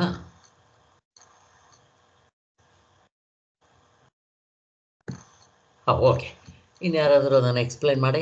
ಸತ್ತು ಶರೀರ ಹೋಯ್ತು, ಆತ್ಮಸ್ವರೂಪ ಸತ್ ಯಾವಾಗ್ಲೂ ಇರೋದು, ಅದು ಹೋಗೋದಿಲ್ಲ ಎಲ್ಲೂ ಅಂತ. ಶರೀರ ಮಾತ್ರನ ಹೋಗೋದು? ಏನೇನೋ ಹೋಗುತ್ತೆ? ಶರೀರ ಅಂದ್ರೆ ಎಲ್ಲ ಪಂಚಭೂತಗಳು, ಎಲ್ಲ ಪ್ರಾಣ ಎಲ್ಲ ಹೋಗುತ್ತಲ್ಲ ಸರ್. ಹೋಲ್ಸೇಲ್ ಹೇಳ್ಬೇಕು ನಮ್ಗೆ. ಆಧ್ಯಾತ್ಮಿಕ, ಆದಿದೈವಿಕ, ಆದಿಭೌತಿಕ, ಇನ್ಕ್ಲೂಡಿಂಗ್ ಅವಸ್ಥೆ ಹೋಗುತ್ತೆ, ಬರುತ್ತೆ. ಸರ್ ಇವೆಲ್ಲ ಏನು? ಇಲ್ದೇ ಇರೋದು ಅಸತ್ತು. ಅನಾತ್ಮ, ಅಸತ್ತು. ಮತ್ತೆ ಇದು ಹೋಗುತ್ತೆ ಬರುತ್ತೆ ಅಲ್ವಾ? ಹಿಂದಿರ್ಲಿಲ್ಲ, ಮುಂದಿರೋದಿಲ್ಲ, ಮಧ್ಯದಲ್ಲಿ ಎಲ್ಲೋ ತಾತ್ಕಾಲಿಕ ತೋರಿದ್ದನ್ನ ನಿಜ ಅಂತ ಕರಿತೀರಾ? ಆದ್ದರಿಂದ ಇಲ್ಲಿ ಹಾಗೆ ಸತ್ತನ್ನೋ ವಿಚಾರ ಇಲ್ಲಿ ಯಾವುದರ ಅಂಟು ಆಗೋದಿಲ್ಲ. ಇದಕ್ಕೆ ಅಸ್ಪರ್ಶ ಯೋಗ, ಇನ್ನೂ ಒಂದು ಹೆಸರೇನೋ ಕೊಡ್ತಾರೆ ಅಂತ ಅನ್ಸುತ್ತೆ ಗೌಡಪಾದ ಹೃದಯದಲ್ಲಿ. ಇಲ್ಲಿ ಇನ್ನೇನಂತಾರೆ ಇದಕ್ಕೆ? ಅಸ್ಪರ್ಶ ಯೋಗ ಇರಲಿ ಬಿಡಿ. ಅಲ್ಲಿಗೆ ಸ್ವರೂಪಕ್ಕೆ ಎಂದಿಗೂ ಅಂಟಲಾರದು. ಸುಖದ ಭೇದವು ತಾರತಮ್ಯವು ಉಪಾಧಿ ಭೇದದಿಂದಲೇ ಆಗಿರುವುದೆಂದು ಉಪಪತ್ತಿಯಿಂದ ತಿಳಿಸುವುದಕ್ಕೆ ಸಾಕಾಗಿರುವಾಗ ಆನಂದದ ಸುಖ ವಿಶೇಷಗಳನ್ನು ಕಲ್ಪಿಸುವುದೆಂಬ ಹೆಚ್ಚಿನ ದೋಷವು ಸುಖದ್ವೈತವಾದಿಗಳಿಗೆಲ್ಲ ಬೆನ್ನು ಅಂಟ್ಕೊಂಡಿರುತ್ತೆ. ಈ ದ್ವೈತಿಗಳಿಗೆ ಇದು ಅರ್ಥ ಆಗೋದಿಲ್ಲ, ಅವ್ರಿಗೆಲ್ಲ ಅಂಟ್ಕೊಂಡಿರುತ್ತೆ ಅಂತ ಹೇಳಿ ಸ್ವಾಮಿಗಳು ಒಂದು ಎಕ್ಸಾಂಪಲ್ ಕೊಡ್ತಾರೆ. ಇಲ್ಲಿ ನಾನು ಓದ್ತೀನಿ, ಯಾರಾದರೂ ಒಬ್ರು ಎಕ್ಸ್ಪ್ಲೈನ್ ಮಾಡ್ರಿ. ಒಂದು ಶುಭ್ರವಾದ ದೊಡ್ಡ ಪಾತ್ರೆಯಲ್ಲಿ ಸಕ್ಕರೆ ಪಾನಕವನ್ನ ಮಾಡಿಟ್ರು. ಅದನ್ನೇನು ಮಾಡಿದ್ರು? ಬೇರೆ ಬೇರೆ ಲೋಟಗಳಿಗೆ ಬಗ್ಗಿಸಿದಾಗ ಒಂದರಲ್ಲಿ ಕೆಂಪು ಬಣ್ಣ, ಒಂದರಲ್ಲಿ ಹಳದಿ ಬಣ್ಣ, ಒಂದರಲ್ಲಿ ಹಸಿರು ಬಣ್ಣ, ಹೀಗೆಲ್ಲ ಬೇರೆ ಬೇರೆ ಬಣ್ಣಗಳ ಥರ ತೋರ್ಕೊಳ್ಳೋಕೆ ಶುರುವಾಯಿತು. ಆದ್ದರಿಂದ ಇವುಗಳನ್ನು ಪಾನಕದ್ದೇ ಅಂತ ನಿಶ್ಚಯಿಸುವುದು ಹೇಗೆ ಸರಿಯಾಗಲಾರದೋ? ನೀವ್ಯಾರಾದರೂ ಎಕ್ಸ್ಪ್ಲೈನ್ ಮಾಡಿ. ಇದು ಲೋಟಗಳೆಲ್ಲ ಉಪಾಧಿ, ಪಾನಕದಲ್ಲ ಅದು ದೋಷ. ಆ ಉಪಾಧಿಯ ದೋಷದಿಂದ ಬೇರೆ ಬೇರೆ ಬಣ್ಣ ಕಾಣಿಸ್ತಾ ಇದೆ ಅಷ್ಟೇ. ಆದ್ರಿಂದ ಅದು ಪಾನಕ ಒಂದೇ ಪಾತ್ರೆಯಲ್ಲಿ ಮಾಡಿರೋದು ಅದೇ ಕರೆಕ್ಟು. ಇದೆಲ್ಲ ಉಪಾಧಿ ದೋಷದಿಂದ ಬೇರೆ ಕಾಣಿಸ್ತಾ ಇದೆ ಅಂತ ಅನಿಸ್ತಾ ಇದೆ. ಹಾಗೆ ಆತ್ಮನ ಆನಂದವು ಪ್ರಾತಿಭಾಸಿಕ ವ್ಯಾವಹಾರಿಕ ಆನಂದ, ಮತ್ತು ಅದರಲ್ಲಿ ಸುಖ ದುಃಖ ಇವೆಲ್ಲ ಗ್ರಡೇಷನ್ಸು, ಮತ್ತು ಸತ್ವಗುಣ, ರಜಗುಣ, ತಮಗುಣ, ಮತ್ತು ಆ ಮಬ್ಬು ಮನಸ್ಸಿನಲ್ಲಿ ಇವೆಲ್ಲ ಅದಕ್ಕೆ ಸಂಬಂಧಪಟ್ಟಿರೋದೆ ಅಂತ ಹೇಳ್ತಾ ಇದ್ದಾರೆ. ಸೊ ಇದಕ್ಕೆ ಓಕೆ, ಇನ್ನೂ ಒಂದು ಎಕ್ಸಾಂಪಲ್ ನಾವು ಕೊಟ್ಟಿದ್ವಲ್ಲ, ಆ ಎಕ್ಸಾಂಪಲ್ ತುಂಬ ಚೆನ್ನಾಗಿ ಹೊಂದುತ್ತೆ. ಯಾವುದು? ತಮಗುಣವನ್ನು ಕಪ್ಪು ಬಟ್ಟೆಗೆ, ರಜೋಗುಣವನ್ನು ಕೆಂಪು ಬಟ್ಟೆಗೆ, ಸತ್ವಗುಣನ ಬಿಳೆ ಬಟ್ಟೆಗೆ ಹೋಲಿಸಿ ಎಕ್ಸ್ಪ್ಲೈನ್ ಮಾಡಿದ್ದು. ಇದು ನಮಗೆ ಚೆನ್ನಾಗಿ ಅರ್ಥ ಆಗುತ್ತೆ. ಇಲ್ಲಿ ಆ ಪಾನಕ ಕೆಂಪು ಹಳದಿ, ಕಪ್ಪು ಕೆಂಪು ಹಳದಿ ಕಾಣಿಸಿದ್ರು ಇದು ಪಾನಕದ್ದಲ್ಲ, ಆ ಉಪಾಧಿಯಿಂದ ಹಂಗೆ ಕಾಣ್ತಾ ಇದೆ ಅಲ್ವಾ? ಹಾಗೇ ಈ ಕಪ್ಪು ಬಣ್ಣ ತಮೋಗುಣ, ಕೆಂಪು ಬಣ್ಣ ರಜೋಗುಣ, ಸತ್ವಗುಣ ಬಿಳೆ ಬಣ್ಣ, ಇದನ್ನ ಎಕ್ಸಾಂಪಲ್ ಕೊಟ್ಟಿದ್ದೆ. ಎಕ್ಸಾಂಪಲ್ ಯಾರಿಗಾದ್ರೂ ನೆನಪಿದ್ರೆ ಹೇಳ್ರಿ. ಒಂದು ಗಾಜಿನ ಕೆಳಗಡೆ ಈ ಬಣ್ಣಗಳನ್ನ ಹಾಕೋದು. ಫಸ್ಟ್ ಕಪ್ಪು ಬಣ್ಣ ಹಾಕೋದು, ಆಮೇಲಿಂದ ಅದು ತಮೋಗುಣ ಅಂತ. ಈ ಕೆಂಪು ಬಣ್ಣ ರಜೋಗುಣ, ಮತ್ತೆ ಬಿಳಿ ಬಣ್ಣ ಸತ್ವಗುಣ. ಆಮೇಲೆ ಆ ಸತ್ವ ಗುಣನು ಇಲ್ದಂಗಾದಾಗ ಕ್ರಿಸ್ಟಲ್ ಕ್ಲಿಯರ್ ಆಗೋಗುತ್ತೆ. ಅಂದ್ರೆ ಒಳಗಡೆ ಅಂತಃಕರಣ ಕ್ಲಿಯರ್ ಆಗೋಗ್ಬಿಟ್ಟಾಗ, ಆತ್ಮನೇ ಆ ಬಣ್ಣ ಕ್ಲಿಯರ್ ಆಗೋಗ್ಬಿಟ್ಟಾಗ ಯಾವ ಬಣ್ಣನೂ ಇಲ್ದೇ ಇರೋವಂಥದ್ದು ಆತ್ಮಸ್ವರೂಪ ಅಂತ. ಅದು ಕ್ರಿಸ್ಟಲ್ ಕ್ಲಿಯರ್ ಆದಾಗ ಆತ್ಮನೇ ಅಲ್ಲಿ ತೋರ್ಕೊಂತಾನೆ. ಇನ್ಯಾರಾದ್ರು ಅದಕ್ಕೆ ಸ್ವಲ್ಪ ಏನೋ ಸೇರಿಸ್ತೀರಾ?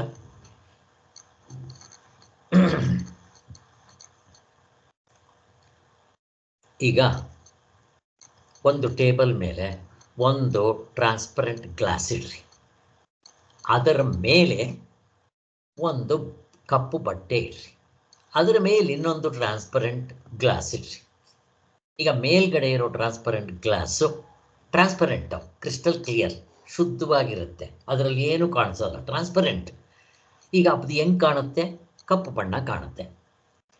ಈಗ ಗ್ಲಾಸ್ಗೆ ಕಪ್ಪು ಬಣ್ಣ ಮೆತ್ಕೊಂತ. ಈಗ ಕಪ್ಪು ಬಣ್ಣ ಯಾವುದ್ರದ್ದು ಪ್ರಶ್ನೆ ಕೇಳ್ತಾ ಇದೆ. ಕಪ್ಪು ಬಣ್ಣ ಯಾರ್ದು? ಯಾವ್ದು? ಉಪಾಧಿ ರಜೋಗುಣ ತಮೋಗುಣದ್ದು. ಉಪಾದಿದು, ಬಟ್ಟೆದು ಕಪ್ಪು ಬಣ್ಣ. ಈಗ ನೋಡ್ರಿ, ಈಗ ಕಪ್ಪು ಬಣ್ಣ ತೆಗೆದುಬಿಡ್ರೆ ಕೆಂಪು ಬಣ್ಣ ಹಾಕ್ರಿ. ಈಗ ಮೇಲ್ಗಡೆ ಗ್ಲಾಸು ಕೆಂಪು ಬಣ್ಣ ಕಾಣುತ್ತೆ, ಕೆಂಪುದು. ಈಗ ಕೆಂಪು ಬಣ್ಣ ಯಾರ್ದು? ಗ್ಲಾಸಿಗೆ ಮೆತ್ಕೊಳ್ಳುತ್ತಾ? ಅದು ಅಷ್ಟೇ, ಉಪಾದಿದು. ಅಂದರೆ ಕೆಂಪು ಬಟ್ಟೆ ಹಾಕಿದ್ದಿದ್ರಿಂದ ಮೇಲ್ಗಡೆ ಹಾಗೆ ಕಾಣಕ್ಕೆ ಶುರುವಾಯಿತು. ಅದರ ಅರ್ಥ ಏನೋ? ನಾನು ಇಲ್ಲಿ ನನ್ನ ಶರೀರ ಅನ್ನೋದು ಇದು, ಇದರ ಮೇಲ್ಗಡೆ ಆತ್ಮನ ಗ್ಲಾಸ್ ಇದೆ ಅಂತ ಇಟ್ಕೊಳ್ರಿ, ಅಥವಾ ಆತ್ಮ ಕೆಳಗಿದ್ದಾನೆ, ನಾನು ಮೇಲಿದ್ದೀನಿ. ಇದ್ರ ಗುಣಗಳನ್ನ, ಅದಕ್ಕೆ ಅದ್ರ ಗುಣಗಳನ್ನ ಇದಕ್ಕೆ ನಮಗೆಲ್ಲ ಗೊತ್ತಿದೆ, ಅಷ್ಟೆಲ್ಲ ಬೇಡ. ಈಗ ಈ ಗ್ಲಾಸು ಕ್ರಿಸ್ಟಲ್ ಕ್ಲಿಯರ್ ಇದ್ರೂ ಕಪ್ಪು, ಕೆಂಪುದು, ಬಿಳೆ ಬಣ್ಣ ಹೇಗೆ ಕಾಣುತ್ತೋ, ನಾನೇನು ಅನ್ಕೊಂತೀನಿ, ಗ್ಲಾಸೇ ಕಪ್ಪಿದೆ, ಕೆಂಪಿದೆ, ಬೆಳ್ಳಗಿದೆ ಅಂತ ಅನ್ಕೊಂತೀನಿ. ಬಟ್ ಗ್ಲಾಸ್ ಆಗಿಲ್ಲ, ಅದು ಉಪಾಧಿ ಯಾವುದು ಅಂಟ್ಕೊಳ್ಳಲ್ಲ. ಹಾಗೆ ನನ್ನ ಹಿಂದೆಗಡೆ ಇರೋ ಆತ್ಮ ಹುಟ್ಟಲ್ಲ, ಬೆಳವಣಿಗೆ ಆಗಲ್ಲ, ಸಾಯಲ್ಲ, ಸುಖ ದುಃಖಗಳು, ಶೋಕ ಮೋಹಗಳು ಯಾವುದೂ ಇಲ್ಲ.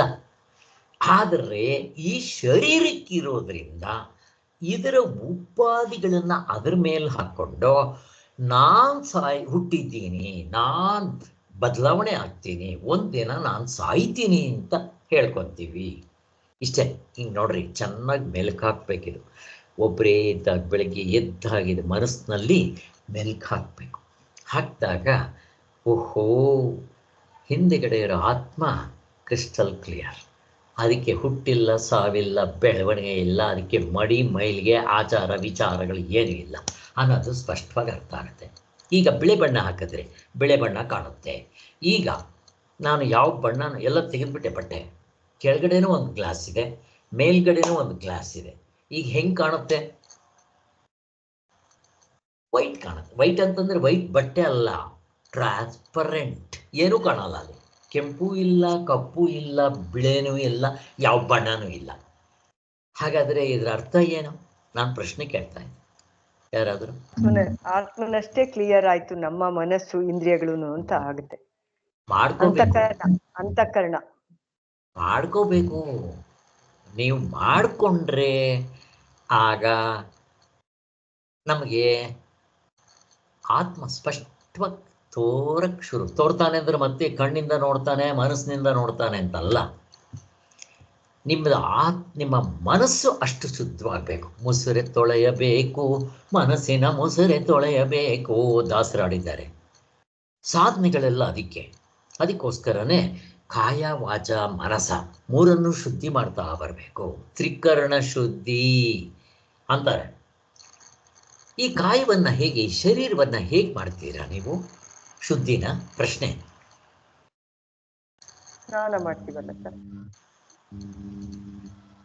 ಮತ್ತಾರಾದರೂ?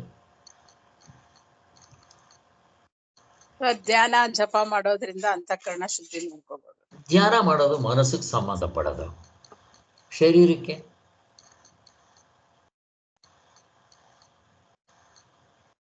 ಕಾಯ.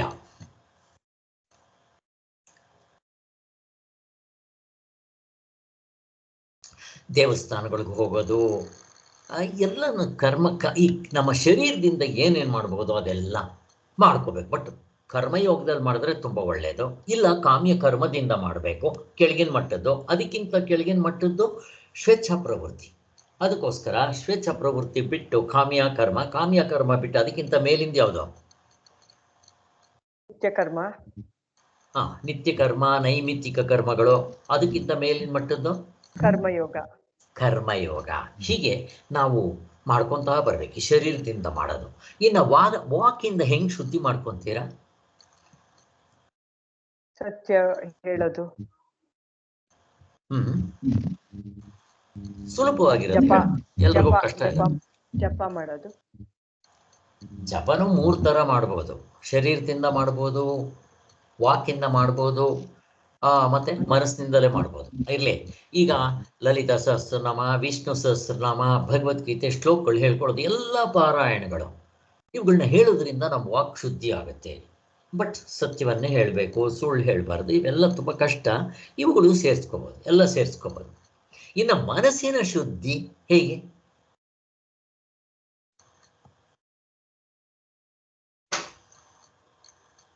ಹೆಂಗ್ ಮಾಡ್ತೀರಾ ಮನಸ್ಸಿನ ಶುದ್ಧಿ? ಯಾರಾದರೂ ಕಷ್ಟನಾ? ಜಪ ಜಪ ಬರುತ್ತಾ ಸರ್ ಅದಕ್ಕೆ? ಮಾನಸಿಕ ಮಾನಸಿಕ ಜಪ, ಮತ್ತೆ ಮನಸ್ಸಿನಲ್ಲಿ ಒಳ್ಳೆ ಯೋಚನೆಗಳು ಮಾಡ್ತಾ ಇರೋದು. ಈಗ ನಾವು ಪುಸ್ತಕ ಓದ್ತಾ ಇರ್ತೀವಿ, ಮನಸ್ಸಿಗೆ ಸಂಬಂಧನೆ ಪಟ್ಟಿರೋದು. ಈ ಒಳ್ಳೆ ಪುಸ್ತಕಗಳು. ಉಪಾಸನೇನು ಮನಸ್ಸಿಗೆ ಸಂಬಂಧ, ಉಪಾಸನೇನು ಮನಸ್ಸಿಗೆ ಸಂಬಂಧಪಡೋದು, ಜಪ ಎಲ್ಲ ಮನಸ್ಸಿನಿಂದ ಮಾಡೋದು. ಏನು ಹೇಳಬೇಕು ಅಂತಂದ್ರು, ನೀವು ಕಾಯ ವಾಚ ಮಾಡುವಾಗಲೂ ಹಿಂದೆಗಡೆ ಮನಸ್ಸು ಸೇರಿರ್ಬೇಕು. ಆದರೆ ಈ ಮನಸ್ಸಿನಿಂದ ಮಾಡುವಾಗ ಮಿಕ್ಕಿರೋ ಎರಡನ್ನ ಬಿಟ್ಟು ಬರೀ ಮನಸ್ಸೇ ನಿಂದ ಮಾಡ್ತೀರಿ, ತುಂಬ ಕಷ್ಟ. ಅದಕ್ಕೋಸ್ಕರನೇ ಹೇಳೋದು, ಇಲ್ಲಿ ನಮ್ಗೆ ಏಕಾಗ್ರತೆ ಇರುತ್ತಲ್ಲ, ಅದರಿಂದ ಇಂಪಾರ್ಟೆಂಟ್ ಇದು. ಮತ್ತು ಹೀಗೆ ಕಾಯವಾಚ ಮನಸ. ಮತ್ತು ಭಗವದ್ಗೀತೆ 18ನೇ ಅಧ್ಯಾಯದಲ್ಲಿ ಕೃಷ್ಣ ಭಗವಂತ ಯಜ್ಞ ದಾನ ತಪಸ್ ಅಂದ್ಬಿಡ್ತಾನೆ. ಈ ಎಲ್ಲವನ್ನೂ ಕರ್ಮಯೋಗ ರೂಪದಲ್ಲಿ ಮಾಡಬೇಕು. ಯಜ್ಞ ಅಂತಂದರೆ ಶರೀರದಿಂದ ಮಾಡೋದು. ಬಟ್ ಅಲ್ಲಿ ಕರ್ಮಕಾಂಡದಲ್ಲಿ ಹೇಳಿರೋ ಯಜ್ಞಗಳನ್ನ ಹೇಳೋಲ್ಲ, ಯಾರೂ ಮಾಡೋದಿಲ್ಲ ಇವಾಗ. ಮತ್ತು ಯಜ್ಞ ಅಂದರೆ ಏನು? ನಾನು ಊಟ ಮಾಡೋದು, ವ್ಯವಹಾರ ಲೌಕಿಕ ವೈದಿಕ ಎಲ್ಲವನ್ನು ಯಜ್ಞ ರೂಪದಲ್ಲಿ ಮಾಡೋದು. ಈಗ ನನ್ನ ಒಳಗಡೆ ಜಠರಾಗ್ನಿ ಇದ್ದಾನೆ, ಈಗ ನಾನು ತಗೊಳ್ಳೋ ಅನ್ನ ಇದೆಯಲ್ಲ, ಅದು ಹವಿಸ್ಸು. ಇಲ್ಲಿ ಆ ಒಳಗಡೆ ಅಗ್ನಿಗೆ ನನ್ನ ಹವಿಸ್ಸನ್ನು ಹಾಕ್ತೀನಿ. ಅನ್ನಂ ಬ್ರಹ್ಮ ಈ ರೂಪದಲ್ಲಿ ನಾವು ಹಾಕ್ತಾ ಬಂದರೆ, ನಾವು ಮಾಡೋ ಊಟ, ನಾವು ಓಡಾಡೋದು, ಈ ಕೆಲಸ ಮಾಡೋದು ಎಲ್ಲವನ್ನು ಯಜ್ಞ ರೂಪದಲ್ಲಿ ಮಾಡಬೇಕು. ಆಫೀಸ್ಗೆ ಹೋಗೋದು, ಹೆಂಡತಿ ಮಕ್ಕಳು ಸಾಕೋದು, ಪ್ರತಿಯೊಂದು ನೀವು ಕರ್ಮಯೋಗದಲ್ಲಿ ಮಾಡ್ಬೋದು, ಕಾಮ್ಯ ಕರ್ಮದಿಂದ ಮಾಡ್ಬೋದು. ಬಟ್ ಮೋಕ್ಷ ಬೇಕು ಅಂದಿದ ತಕ್ಷಣ ಕರ್ಮಯೋಗದಲ್ಲೇ ಮಾಡಬೇಕು. ಯಜ್ಞ ದಾನ, ಸೊ ದಾನ ಮಾಡೋದು ತುಂಬ ಹೆಚ್ಚಿನದು ದಾನ. ತಪಸ್, ಯಜ್ಞ ದಾನ ತಪಸ್. ತಪಸ್ ಅಂತಂದರೆ ನಮ್ಮ ಇಂದ್ರಿಯ ನಿಗ್ರಹ ಮತ್ತು ಶಮ ದಮ ಇವು ಇಂಪಾರ್ಟೆಂಟು. ಇಲ್ಲಿ ಸುಮ್ಮನೆ ಇಲ್ಲಿ ಹೇಳಿದೆ, ನಮ್ಮ ಮನಸ್ಸು ಬೇಕಾದಷ್ಟಿದೆ. ನಮ್ಮಲ್ಲಿ ಮನಸ್ಸು ಶುದ್ಧಿ ಮಾಡ್ಕೊಳ್ಳೋದಕ್ಕೆ ಪರಂಪರಾ ಸಾಧನ, ಸಹಕಾರಿ ಸಾಧನ, ನೇರಾದ ಸಾಧನ, ಈ 3 ಇದೆ. ನೀವು ಎಷ್ಟೆಷ್ಟು ಇದನ್ನು ಮಾಡ್ಕೊತಾ ಹೋಗ್ತೀರೋ ನಿಮ್ಮ ಮನಸ್ಸು ಅಷ್ಟಷ್ಟು ಶುದ್ಧಿ ಆಗುತ್ತೆ. ಆಗಿದ ತಕ್ಷಣ ನಿಮ್ಮ ಹಿಂದೆಗಡೆ ಇರೋ ಆತ್ಮ ಎಷ್ಟು ಶುದ್ಧವೋ ನಿಮ್ಮ ಮನಸ್ಸು ಅಷ್ಟು ಶುದ್ಧವಾದರೆ ನಿಮಗೆ ಬೇಡ ಅಂತಂದ್ರೂ ನಿಮ್ಮ ಕಾಲಕ್ಕೆ ಬಂದು ಮೋಕ್ಷ ಬೀಳುತ್ತೆ. ನಾವು ಮಾಡಬೇಕಾಗಿರೋದು ಬರೀ ಮನಃಶುದ್ಧಿ. ಅದಕ್ಕೋಸ್ಕರನೇ ಇಂಪಾರ್ಟೆಂಟು. ಮನಸ್ಸು ಮಾಡಿದ ತಕ್ಷಣ ಮನಸ್ಸು ತನವನ್ನು ಬಿಡೋದಕ್ಕೆ ಸಹಾಯ ಆಗುತ್ತೆ. ನಿತ್ಯಾನಿತ್ಯ ವಸ್ತುಗಳ ವಿವೇಕ ಮನಸ್ಸಿನಿಂದ ಮಾಡೋದು, ಹಾಗೆ ವೈರಾಗ್ಯ ಮನಸ್ಸಿನಿಂದ ಮಾಡೋದು, ಉಪನಿಷತ್ತುಗಳು ಓದೋದು, ಕೇಳೋದು, ಹೇಳೋದು ಎಲ್ಲ ಮನಸ್ಸಿಗೆ ಸಂಬಂಧಪಟ್ಟಿರೋದು. ಹೀಗೆ ಹಾಗೆ ಇಷ್ಟೆಲ್ಲ ಆಯ್ತಲ್ಲ, ಸುಮ್ಮನೆ ಅದರ ಸಂಬಂಧ ಬಂದಿದ್ದಕ್ಕೆ ಹೇಳಬೇಕಾಯ್ತು. ಓಕೆ, ಇಷ್ಟು ಆಯ್ತು ನಮಗೆ. ಈ ಎಲ್ಲ ಕಾರಣದಿಂದ ಬರಿಯ ಒಂದೇ ಆನಂದವು, ಆನಂದ ಒಂದೇ ಇರೋದು. ಎಚ್ಚರ ತಗೊಳ್ರಿ, ಕನಸು ತಗೊಳ್ರಿ, ನಿದ್ದೆ ತಗೊಳ್ರಿ, ಧರ್ಮಧರ್ಮಿ ಭಾವದಿಂದಲೂ ವಿವಿಧ ವಿಭಾಗದಿಂದಲೂ ಭೇದಗಳಿಂದಲೂ ಕೂಡಿರುವಂತೆ ಕಂತೆ ಕಾಣುವುದು ಅಷ್ಟೇ. ಅಲ್ಲಿಗೆ ಬೇರೆ ಬೇರೆ ಥರ ಕಾಣೋದು ಯಾಕೆ ಅಂತಾಯ್ತು? ಯಾಕೆ ಅಂತಾಯ್ತು? ಬೇರೆ ಬೇರೆ ಸುಖಗಳು ಬೇರೆ ಬೇರೆ ಥರ ಕಾಣೋದಕ್ಕೆ ಯಾಕೆ ಕಾರಣ? ಯಾಕೆ? ಗುಣ, 3 ಗುಣಗಳು ಹೇಳಿದ್ವಲ್ಲ, ಅದು ಉಪಾಧಿ ಭೇದದಿಂದ ನಮ್ಮ ಮನಸ್ಸು ಕಲ್ಮಶವಾಗಿರೋದ್ರಿಂದ ಇದು ಮೇಲೆ ಡಿಪೆಂಡ್ ಆಗ್ತಾ ಬರುತ್ತೆ. ನಮ್ಗೆ ಆನಂದ ಸಿಗೋದು ಅಷ್ಟೇ. ನಾವು ಎಷ್ಟೆಷ್ಟು ಮನಸ್ಸನ್ನು ಶುದ್ಧಿ ಮಾಡ್ಕೊತಾ ಹೋಗ್ತೀವೋ ಆನಂದ ಅಷ್ಟಷ್ಟು ಜಾಸ್ತಿ. ಅದಕ್ಕೆ ತೈತ್ತರಿ ಉಪನಿಷತ್ನಲ್ಲಿ ಮನುಷ್ಯಲೋಕ ಆನಂದ, ಮನುಷ್ಯ ಗಂಧರ್ವಲೋಕ, ಪಿತೃಲೋಕ, ಪಿತೃಗಂಧರ್ವಲೋಕ ಹೀಗೆಲ್ಲ ಗ್ರಡೇಷನ್ಸ್ ಹೇಳ್ತಿರಲ್ಲ, ಜ್ಞಾಪಕ ಮಾಡಿಕೊಳ್ಳ್ರಿ. ಹೀಗೆಲ್ಲ ಎಲ್ಲ ಕಡೆಯೂ ಇವೇ ಇರೋದು. ಮತ್ತು ಇವು ಮತ್ತು ಸುಖದಲ್ಲೂ 3: ಪ್ರಾತಿಭಾಸಿಕ ಸುಖ, ಆಮೇಲೆ ಪ್ರಾತಿಭಾಸಿಕ ಆನಂದ, ವ್ಯಾವಹಾರಿಕ ಆನಂದ, ಪಾರಮಾರ್ಥಿಕ ಆನಂದ, ಹಿಂಗೆಲ್ಲ ಬೇರೆ ಬೇರೆ ಕಾಣೋದು ಯಾಕೆ ಅಂತಂದರೆ ನಮ್ಮ ಮನಸ್ಸಿನಿಂದಲೋ ಉಪಾಧಿಯಿಂದಲೋ ಅಥವಾ ಮನಸ್ಸಿನಲ್ಲಿರೋ ಕೊಳಕಿಂದಲೋ ಈ ಗುಣಗಳಿಂದಲೋ ಏನು ಬೇಕಾದರೂ ಹೇಳ್ಬೋದು. ಮತ್ತು ಈ ಮನಸ್ಸು ನಿಲ್ಲೋದು ಇದರ ಮೇಲೆಲ್ಲ ಡಿಪೆಂಡ್ ಆಗುತ್ತೆ ಅಂತ ಆಯಿತು. ಈಗ ನೆಕ್ಸ್ಟ್ ನಾವು ಆನಂದದ ರೂಪ ವಿಶೇಷಗಳು ಅಲ್ಲಿಗೆ ಹೋಗ್ಬೇಕಾದ್ರೆ, ಆನಂದದಲ್ಲೂ ಕೂಡ 3 ಅಂತಸ್ತುಗಳೆಂಬುದು ಎಚ್ಚರದ ದೃಷ್ಟಿಯಿಂದ. ಈ 3 ಅಂತಸ್ತುಗಳು ಯಾವುದು ನಿಮಗೆಲ್ಲ ಗೊತ್ತಿದೆ. ಯಾವುದು 3 ಅಂತಸ್ತುಗಳು ಆನಂದದಲ್ಲಿ? ಪ್ರಾತಿಭಾಸಿಕ, ವ್ಯಾವಹಾರಿಕ, ಪಾರಮಾರ್ಥಿಕ ಆನಂದ. ಅಷ್ಟೇ. ಆತ್ಮನ ಆನಂದವೇ ಎಲ್ಲವೂ ಎಂಬ ವಾದವು ಸುಖದಲ್ಲಿ 3 ಅಂತಸ್ತುಗಳಾಗಿವೆ ಎಂದು ಹೇಳುವುದಕ್ಕೆ ವಿರುದ್ಧವಲ್ಲವೇ? ಸ್ವಾಮಿ, ನೀವು ಆನಂದ ಒಂದೇ ಅಂತೀರಾ, ಮತ್ತು ಇನ್ನೊಂದು ಸಾರಿ ಪಾರಮಾರ್ಥಿಕ ಆನಂದ, ವ್ಯಾವಹಾರಿಕ ಆನಂದ, ಪ್ರಾತಿಭಾಸಿಕ ಆನಂದ ಅಂತೀರಿ, ಇದು ಹೆಂಗೆ ಸ್ವಾಮಿ ಅಂತ ಮತ್ತೆ ಅವನು ಪ್ರಶ್ನೆ ಕೇಳ್ತಾ ಇರ್ತಾನೆ. ಅರ್ಥ ಆಗದೆ ಇದ್ದರೆ ಅವನು ಪಾಪ ಅರ್ಥ ಆಗಿರೋದಿಲ್ಲ, ಆದ್ದರಿಂದ ಅವನು ಕೇಳ್ತಾ ಇರ್ತಾನೆ. ಇದು ಯಾದ್ರಿಂದ ಸ್ವಾಮಿಗಳು ಹೇಳ್ತಾರೆ, ಎಚ್ಚರದ ದೃಷ್ಟಿಯಿಂದ ವ್ಯವಹಾರದ ಸುಖವನ್ನು ಅಳತೆಯ ಮಟ್ಟವಾಗಿಟ್ಟುಕೊಂಡು, ಸೊ ವ್ಯವಹಾರದ ಸುಖವನ್ನು ಒಂದು ಸ್ಕೇಲ್, ಮೀಟರ್ ಅಂತಾರೆ. ಸೊ ಮಾತ್ರ ಸ್ಪರ್ಶಗಳು, ಮಾತ್ರ ಅಂತಂದರೆ ಮೆಷರಿಂಗ್ ಟೇಪ್ ಅಂತ. ಸೊ ವ್ಯವಹಾರಿಕ ಸುಖ ಆನಂದವನ್ನು ಒಂದು ಮೀಟ್ರಾಗಿ ಇಟ್ಕೊತಾರೆ. ಅದಕ್ಕಿಂತ ಕೆಳಗಿಂದ ಯಾವುದು? ಪ್ರಾತಿಭಾಸಿಕ. ಅಷ್ಟೇ. ಅದಕ್ಕಿಂತ ಮೇಲಿಂದ ಯಾವುದು? ವ್ಯವಹಾರಿಕದ ಸುಖಕ್ಕಿಂತ ಪಾರಮಾರ್ಥಿಕ. ಅಷ್ಟೇ, ಅದನ್ನು ಹೇಳ್ತಾ ಇದ್ದಾರೆ ಅಷ್ಟೇ. ಆದರೆ ಈ ವಿಂಗಡ ನಮಗೆ ಉಪಯೋಗಕರವಾಗಿರುವುದು ವ್ಯವಹಾರದಲ್ಲಿ, ಮತ್ತು ತತ್ವ ನಿರ್ಣಯಕ್ಕೂ ಸಹಾಯಕವಾಗಿದೆ. ತತ್ವಕ್ಕೇನು ಬೇಕಾಗಿಲ್ಲ, ವ್ಯವಹಾರಕ್ಕೆ ಅಷ್ಟೇ. ವ್ಯವಹಾರದಲ್ಲಿ ಹಂಗಿರುತ್ತೆ, ತೋರ್ತಾ ಇರುತ್ತೆ. ಅದಕ್ಕೆ ನಮಗೆ ತೋರಿಸಿದ್ದಾರೆ. ಈ ಕೆಲಸಕ್ಕೆ ಬೇಕಾದ ಸಾಕ್ಷಾನುಭವದ ದೃಷ್ಟಿಯಿಂದ ನೋಡಿದಾಗ ಎಲ್ಲವೂ ಪರಮಾರ್ಥದ ಒಂದೇ ಆನಂದವಾಗಿರುತ್ತದೆ. ಇದು ಈ ಎಚ್ಚರದ ದೃಷ್ಟಿಯಿಂದ ನೋಡಿದ್ರೆ ಹೀಗೆಲ್ಲ ಕಾಣುತ್ತೆ. ಇವಾಗ ನೀವು ಬರೀ ಆನಂದ ನೋಡಬೇಕು ಅಂತಂದರೆ ಸ್ವಾಮಿಗಳೇ ಹೇಳ್ತಾ ಇದ್ದಾರೆ, ಸಾಕ್ಷಿ ಅನುಭವದ ದೃಷ್ಟಿಯಿಂದ ನೋಡಬೇಕು. ಸೊ ಅಲ್ಲಿಗೆ ಎಚ್ಚರದ ಕುದೃಷ್ಟಿ ಮತ್ತು ಎಚ್ಚರದ ಕಣ್ಣಿನಿಂದ ನೋಡಿದಾಗ ಮಾತ್ರವೇ ಕಾಣುವ ರೂಪ ವಿಶೇಷಗಳು ನಿಜವಾಗಿ ವಸ್ತು ಸ್ವರೂಪಕ್ಕೆ ಸೇರಲಾರವು. ಮತ್ತೆ ಸೇಮ್ ಈಗ ತಾನೇ ಅವರು ಹೇಳಿದ್ರು, ಎಚ್ಚರದ ಕಣ್ಣಿನಿಂದ ನಾವು ನೋಡಿದಾಗ ಮಾತ್ರವೇ ಈ ಉಪಾಧಿಗಳ ಗುಣಗಳು ಆ ವಸ್ತುವಿನ ಸ್ವರೂಪಕ್ಕೆ ಸೇರಿದಂತೆ ಇರುತ್ತೆ ಅಂತ ಅರ್ಥ ಆಯಿತು ಅಂತ ಅನ್ಸುತ್ತೆ ನಿಮಗೆ. ಈಗ ತಾನೇ ಅದನ್ನೆಲ್ಲ ಎಕ್ಸ್ಪ್ಲೈನ್ ಮಾಡಿದೆ, ಸಾಕು. ಹಾಗೆ ಸೇರುವುದಾದರೆ ನಸುಕು ಅದಕ್ಕೆ ಎಕ್ಸಾಂಪಲ್ ಕೊಡ್ತಾರೆ, ಹೇಗೆ ಅನ್ನೋದಕ್ಕೆ. ನಾನು ಎಕ್ಸ್ಪ್ಲೈನ್ ಮಾಡ್ತೀನಿ, ನಾನು ಓದ್ತೀನಿ, ನೀವು ಎಕ್ಸ್ಪ್ಲೈನ್ ಮಾಡಬೇಕು. ನಸುಗತ್ತಲೆಯಲ್ಲಿ ಹಗ್ಗವನ್ನು ನಾವು ಹಾವೆಂದು ತಿಳಿದು ಬೆಚ್ಚಿ ಬಿದ್ದು ದೀಪವನ್ನು ತಂದು ನೋಡಿದರೆ ಅಲ್ಲಿ ಅದು ಕಾಣದೇ ಇರುವುದರಿಂದ ನಿಜವಾಗಿಯೂ ಹಗ್ಗವು ಹಾವಾಗಿತ್ತೆಂದು, ಈ ದೀಪವನ್ನು ತಂದ ಮೇಲೆ ಅದು ಮತ್ತೆ ಹಗ್ಗದೊಳಕ್ಕೆ ಹೇಗೆ ಹೋಗಿ ಸೇರಿಕೊಂಡಿತ್ತೆಂದು ಭಾವಿಸಬಹುದೇ?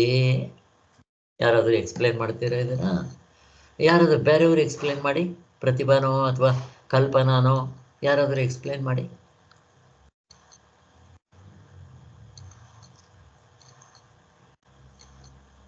ಇನ್ಯಾರಾದರೂ? ಶ್ರೀಧರ್, ಕಲ್ಪನಾ, ಇದು ಪ್ರತಿಭಾ ಹೇಳಿಮಾ. ಇದು ಹಗ್ಗ ನೋಡ್ಬಿಟ್ಟು ನಾವು ಬೆಚ್ಚಿ ಬಿದ್ಬಿಡ್ತೀರಿ, ಆದ್ರೆ ದೀಪ ಅಂತಂದು ನೋಡಿದ್ರೆ ಅಲ್ಲಿ ಹಾವಿರಲ್ಲ, ಹಗ್ಗನೇ ಇರುತ್ತೆ. ಅದೇ ತರ ಈಗ ಹುತ್ತದೊಳಕ್ಕೆ ಹಾವು ಹೋಯ್ತಾ ಅಥವಾ ಹುತ್ತದಿಂದ ಹಾವು ಬಂತ ಅಂತ ತಿಳ್ಕೊಳೋದು. ಯಾವತ್ತು ಆತರ ಹೋಗ್ಲಿಲ್ಲ, ಬರ್ಲಿಲ್ಲ. ಹೌದು, ಅದೇನು ಆ ಥರ ಹೇಳೋದು ಇಲ್ಲಿಗೇನು ಅದಕ್ಕೆ ಹೊಂದೋದಿಲ್ಲ, ಬಟ್ ಹೇಳಿದ್ರು ತಪ್ಪಿಲ್ಲ. ಹೇಳಿದ್ದಾರಲ್ಲ, ಸ್ವಾಮಿಗಳು ಹೇಳಿದ್ದಾರೆ, ಮತ್ತು ಹಗ್ಗದೊಳಕ್ಕೆ ಹೋಗಿ ಸೇರಿಕೊಂಡಂತೆ ಭಾವಿಸಬೇಕಾಗುತ್ತದೆ ಅಷ್ಟೇ. ನಿಜವಾಗ್ಲೂ ಹೋಗಿರುತ್ತಾ ಅಲ್ಲಿ? ಎರಡು ಇದೆಯಾ? ಎರಡಿದ್ರೆ ನಾನು ಹಗ್ಗ ಅಂತ ಕಂಡಿದ ತಕ್ಷಣ ಹಾವೆಲ್ಲಿ, ಅಯ್ಯೋ ಹಗ್ಗದಲ್ಲಿ ಹೋಗಿ ಸೇರ್ಕೊಂಡಿದ್ಯಪ್ಪ, ಇವಾಗ ಮತ್ತೆ ತೆಗೆದಾಕ್ಬೇಕು, ಹಾವಳಿಗೆನ ಕರೆಸ್ಬೇಕು ಅಂತ ಯಾರಾದರೂ ಹೇಳ್ತಾರ?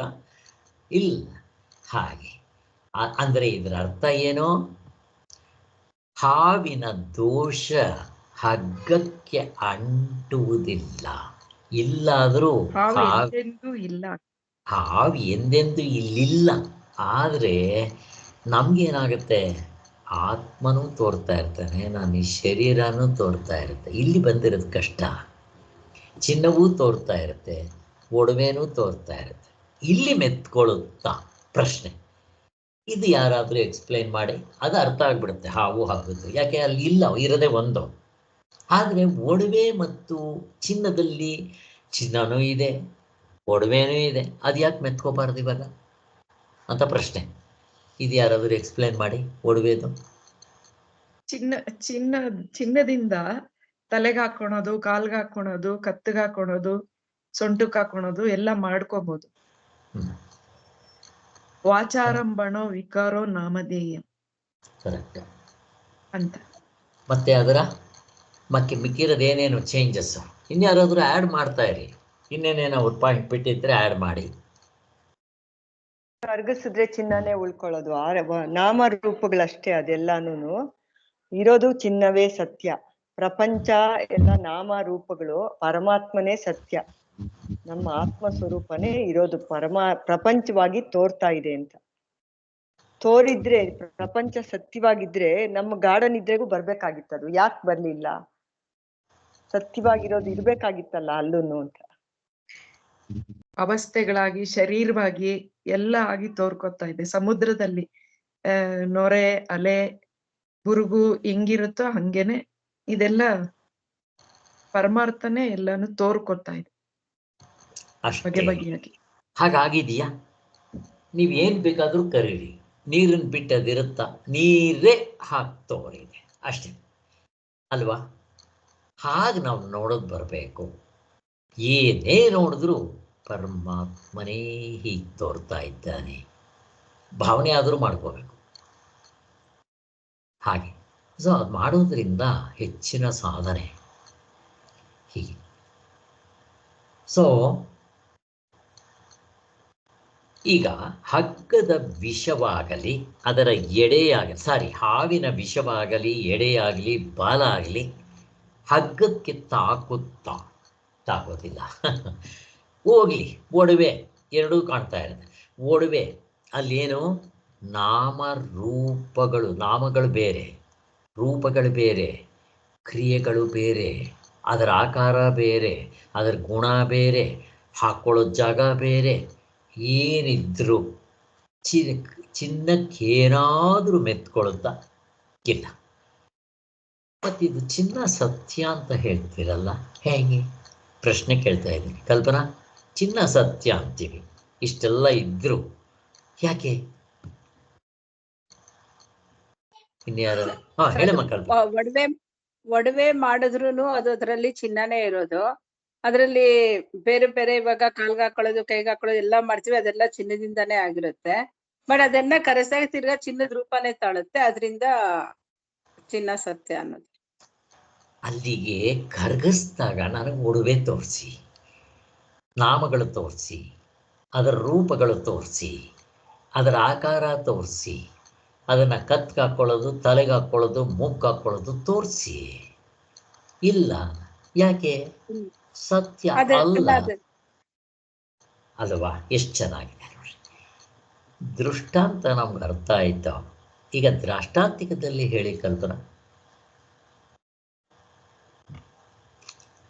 ದೃಷ್ಟಾಂತ ಅಂದರೆ ಎಕ್ಸಾಂಪಲ್. ನಮ್ಗೆ ಅರ್ಥ ಆಯಿತು. ಫಸ್ಟ್ ಎಕ್ಸಾಂಪಲ್ ತಿಳ್ಕೊಬೇಕು, ಆಮೇಲೆ ಹಾಗೆ ದ್ರಾಷ್ಟಾಂತಿಕಕ್ಕೆ ಹೋಗ್ಬೇಕು. ದ್ರಾಷ್ಟಾಂತಿಕ ಅಂದರೆ ಯಾವುದಕ್ಕೋಸ್ಕರ ಅರ್ಥ ಆಗೋದಕ್ಕೆ ನಾವು ಹೇಳ್ತೀವೋ ಅದು ಆತ್ಮನ ವಿಚಾರದಲ್ಲಿ. ಅಲ್ಲಿ ಹೇಳಿ, ಸೇಮ್ ಇದನ್ನೇ ಅದಕ್ಕೆ ಹೋಲಿಸ್ಬೇಕು. ಹೇಗೆ? ಬೇರೆಯವರು ಯಾರಾದರೂ ಟ್ರೈ ಮಾಡಿ. ಪ್ರತಿಭಾ, ಇವಾಗ ಒಂದು ಮಗು ಚಿಕ್ಕ ಮಗು ಹುಟ್ಟಿದಾಗ ಒಂದು 1 ಅಡಿ 1.5 ಅಡಿ ಹಂಗಿರುತ್ತೆ. ಬೆಳೀತಾ ಬೆಳೀತಾ 6 ಅಡಿವರೆಗೂ ಬೆಳೆಯುತ್ತೆ. ಆದ್ರೆ ಆತ್ಮ ಮಾತ್ರ ಅಷ್ಟೇ ಇರುತ್ತೆ. ಓಕೆ, ಆಮೇಲೆ ಪ್ರತಿಭಾ ನೀವೇನೋ ಹೇಳ್ಬೇಕು ಅಂದ್ರಿ. ಅದೇ ಪರಮಾತ್ಮನೇ ಇರೋದು ಆ ಅವಸ್ಥೆಗಳಲ್ಲಿ ಅರ್ಧ ಡಜನ್ ಆಗಿ ಕಾಲದೇಶ ಕಾರ್ಯಕಾರಣ ಭಾವವಾಗಿ ಅಲ್ವಾ? ಓಕೆ, ಇನ್ನು ಶ್ರೀಧರ್ ಅವರೇನೋ ಹೇಳ್ತಾ ಇದ್ದಾರೆ, ಹೇಳಿ. ಎಲ್ಲರೂ ಪಾರ್ಟಿಸಿಪೇಟ್ ಮಾಡಬೇಕು, ರಿಪಿಟೇಷನ್ ಆದರೂ ಪರವಾಗಿಲ್ಲ, ಬಾಯಿ ಬಿಡ್ತಾ ಇರಬೇಕು. ಹೇಳಿ ಸರ್. ಇಲ್ಲಿ ಜನಕ ಮಹಾರಾಜ ಬೇರೆ, ಭಿಕ್ಷುಕ ಬೇರೆ, ನೋಡಿದ್ರೆ ಕಡೆಗೆ ಎಲ್ಲ ಒಂದೇ. ಆತ್ಮದಲ್ಲಿದ್ರೆ ಅವನು ಒಂದೇ, ಬೇರೆ ಬೇರೆ ಅಲ್ವೇ ಅಲ್ಲ. ನಮ್ಗೆ ಅವಸ್ಥೆಗಳಿಂದ ಈ ತರ ಆಗ್ತಾ ಇದೆ. ನಿದ್ದೆಯಲ್ಲಿ ಒಂಥರ, ಕನ್ಸಲ್ಲಿ ಒಂಥರ, ಎಚ್ಚರಿಕೆಯಲ್ಲಿ ಒಂಥರ, ಕಡೆಗೆ ಉಳ್ಕೊಳ್ಳೋದು ನಾವೇ, ಮೂರಲ್ಲಿರೋದು ನಾನೇ. ಸೊ ಇದು ಸರ್ ಚೇಂಜಸ್. ಇನ್ಯಾರಾದರೂ ಆ್ಯಡ್ ಮಾಡ್ತೀರಾ? ಎಚ್ಚರದ ಜನಕ್ ಮಹಾರಾಜ ಕನಸಿಗೆ ಹೋಗ್ಲಿಲ್ಲ, ಕನಸಿನ ಎಚ್ಚರಕ್ಕೆ ಬರ್ಲಿಲ್ಲ. ಇವರಿಬ್ರು ಗಾಢ ನಿದ್ರೆಗೆ ಹೋಗ್ಲಿಲ್ಲ. ಆದ್ರೂ ಎದ್ದ ತಕ್ಷಣ ನಾನ್ ಕನಸು ಕಂಡೆ, ನಿದ್ರೆ ಸುಖವಾಗಿತ್ತು ಅಂತೆಲ್ಲ ಹೇಳ್ತಾರೆ. ಮೂರು ನೋಡ್ದವನೊಬ್ನು ಇರ್ಬೇಕು, ಅವನೇ ಆತ್ಮಸ್ವರೂಪ. ಇಲ್ಲಿ ಎಲ್ಲರೂ ಒಂದೊಂದೇ ಎಕ್ಸಾಂಪಲ್ ಕೊಟ್ರೆ, ಹೋಲ್ಸೇಲಾಗಿ ಕೊಟ್ಟರು ಪ್ರತಿಭಾ ಕೊಟ್ಟರು. ಅವಸ್ಥೆಗಳು ಇರುತ್ತೆ, ಇಲ್ದಂಗಾಗುತ್ತೆ. ಇಲ್ಲಿ ಬದಲಾವಣೆ ಆಗೋಲ್ಲ. ಅವಸ್ಥೆಗಳು ಇಂಪಾರ್ಟೆಂಟ್. ಅವಸ್ಥೆಗಳು ಬದಲಾವಣೆ ಆಗುತ್ತಾ? ಪ್ರಶ್ನೆ ಕೇಳ್ತಾ ಇದ್ದೀನಿ. ಕಲ್ಪನಾ? ಕಲ್ಪನಾ? ಇಲ್ಲ ಸರ್, ಇಲ್ಲ ಸರ್, ಆಗೋದಿಲ್ಲ. ಮತ್ತೆ ಅವಸ್ಥೆ ನಾನು ದೇವರು ಅಂದ್ಬಿಡ್ತೇನೆ, ಆತ್ಮ ಅಂದ್ಬಿಡ್ತೇನೆ, ಯಾಕೆ ಅನ್ಬಾರ್ದು? ಅವಸ್ಥೆ ಮೀರಿರೋದು ಸರ್ ಆತ್ಮ. ಅಷ್ಟೇ, ಕರೆಕ್ಟು. ಅವಸ್ಥೆಗಳನ್ನ ಮೀರಿದೆ. ಈಗ ಅವಸ್ಥೆಗಳು ಕೂಡ ಬದಲಾವಣೆ ಆಗೋದಿಲ್ಲ. ಇನ್ನು ಅವಸ್ಥೆ ಒಳಗಡೆ ಇರೋದು ಎಲ್ಲ ಬದಲಾವಣೆ ಆಗುತ್ತೆ. ಆದಿ ದೈವಿಕ, ಆದಿ ಭೌತಿಕ, ಆಧ್ಯಾತ್ಮಿಕ ಬದಲಾವಣೆ ಆಗುತ್ತೋ ಇಲ್ವೋ? ಆಗುತ್ತೆ. ಅವಸ್ಥೆ ಬದಲಾವಣೆ ಆಗೋಲ್ಲ. ಹೋಗ್ಲಿ, ಅವಸ್ಥೆಗಳಿಗೆ ಗುಣ ಇದೆಯಾ? ಇಲ್ಲ ಸರ್. ಅದ ಆಯಾ ದೃಷ್ಟಿಯಿಂದ ನೋಡಿದ್ರೆ ಮಾತ್ರ ಕರೆಕ್ಟ್ ಆಗಿರುತ್ತೆ, ಇಲ್ಲ ಅಂದ್ರೆ ಚೇಂಜ್ ಆಗುತ್ತೆ. ಇಲ್ಲ, ಅವಸ್ಥೆಗೆ ಗುಣ ಇಲ್ಲ. ಇಲ್ಲ. ಸರಿ, ನಾನು ಅವಸ್ಥೆಯನ್ನು ಆತ್ಮ ಅಂತ ಕರಿತೇನೆ, ಯಾಕೆ ಕರಿಬಾರ್ದು?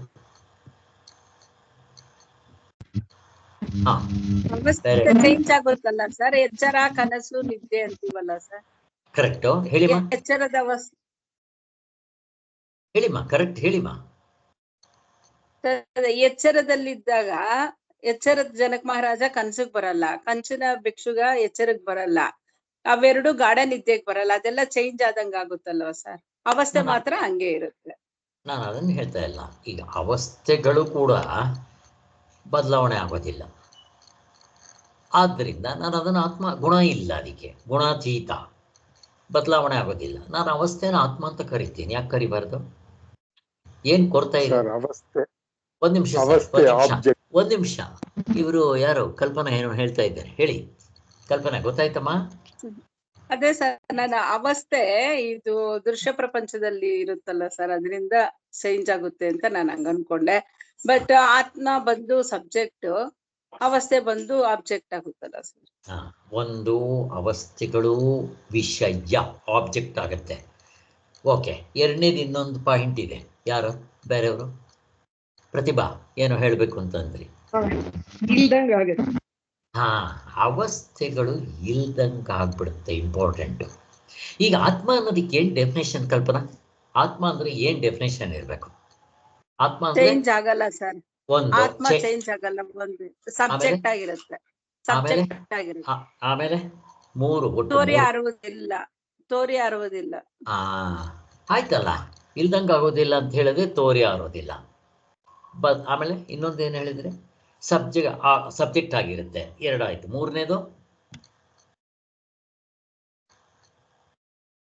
ಇನ್ನೊಂದು ಯಾವುದು? ಇನ್ಯಾರಾದ್ರೂ ಆ್ಯಡ್ ಮಾಡಿ. ಯಾರಾದ್ರೂ ಬೇರೆಯವ್ರು ಆ್ಯಡ್ ಮಾಡಿ. ಇಲ್ದಂಗ ಆಗಲ್ಲ, ಬದಲಾವಣೆ ಆಗಲ್ಲ, ಆಮೇಲೆ ಸತ್ಯವಾಗಿರುತ್ತೆ, ಸಬ್ಜೆಕ್ಟ್ ಆಗಿರುತ್ತದು. ಇಲ್ದಂಗ ಬದಲಾವಣೆ ಆಗ್ಬಾರ್ದು. ಈಗ ನೀವು ಹೇಳಿದ್ರಲ್ಲ, ಶರೀರ 2.5 kg ಮತ್ತೆ 3 ಅಡಿ ಇತ್ತು, ಆಮೇಲೆ ಅದು 6 ಅಡಿ ಆಯಿತು, 60 kg ಆಯಿತು, ಅಲ್ಲಿಗೆ ಬದಲಾವಣೆ ಆಯಿತು. ಮತ್ತು ಇಲ್ದಂಗಾಗತ್ತೆ. ಎಚ್ಚರದ ಜನಕ ಮಹಾರಾಜ ಕನಸಿನಲ್ಲಿರೋ ಭಿಕ್ಷುಕ ಎಚ್ಚರಿಕೆ ಇರಲ್ಲ, ಇವರಿಬ್ಬರು ನಿದ್ದೆಯಲ್ಲಿರಲ್ಲ, ಇಲ್ದಂಗಾಗತ್ತೆ. ಮತ್ತು ಇವರೆಲ್ಲರೂ ಆಬ್ಜೆಕ್ಟ್ ಆಗಿರ್ತಾರೆ. ನನ್ನ ಶರೀರ ನನಗೆ ಕಾಣ್ತಾ ಇದೆ ಅಲ್ವಾ, ನನ್ನ ಕಣ್ಣನ್ನು ಕಾಲು ಕಾಣುತ್ತೆ, ಕೈ ಕಾಣುತ್ತೆ, ಕನ್ನಡಿಲಿ ನೋಡಿಕೊಂಡ್ರೆ ನನ್ನ ಮುಖನೂ ಕಾಣುತ್ತೆ, ನನ್ನ ಶರೀರನೂ ಕಾಣುತ್ತೆ, ಎಲ್ಲ ಕಾಣುತ್ತೆ. ನನಗೆ ಆಬ್ಜೆಕ್ಟ್ ಆಗಿದೆ ಶರೀರ. ಅದಕ್ಕೆ ನನ್ನದು ಅಂತ ಅನ್ನೋದು. ಕನ್ನಡಕ ನನ್ನದು, ಶರೀರ ನನ್ನದು, ಕೈ ಕಾಲು ನನ್ನದು, ಮನಸ್ಸು ನನ್ನದು, ಪ್ರಾಣ ನನ್ನದು. ಅಲ್ಲಿಗೇನಾಯಿತು? ನನ್ನದು, ನನಗೆ ಆಬ್ಜೆಕ್ಟ್ ಆಯಿತು. ಈ ಮೂರು ಇರೋದರಿಂದ ಈ ಮೂರು ಯಾವುದಕ್ಕಿರುತ್ತೋ ಅದು ಅನಾತ್ಮ. ಆತ್ಮ ಇಲ್ದಂಗಾಗಲ್ಲ, ಬದಲಾವಣೆ ಆಗೋದಿಲ್ಲ, ಯಾವಾಗಲೂ ವಿಷಯಿ ಸಬ್ಜೆಕ್ಟ್ ಆಗಿರ್ತಾನೆ ಅಲ್ವಾ.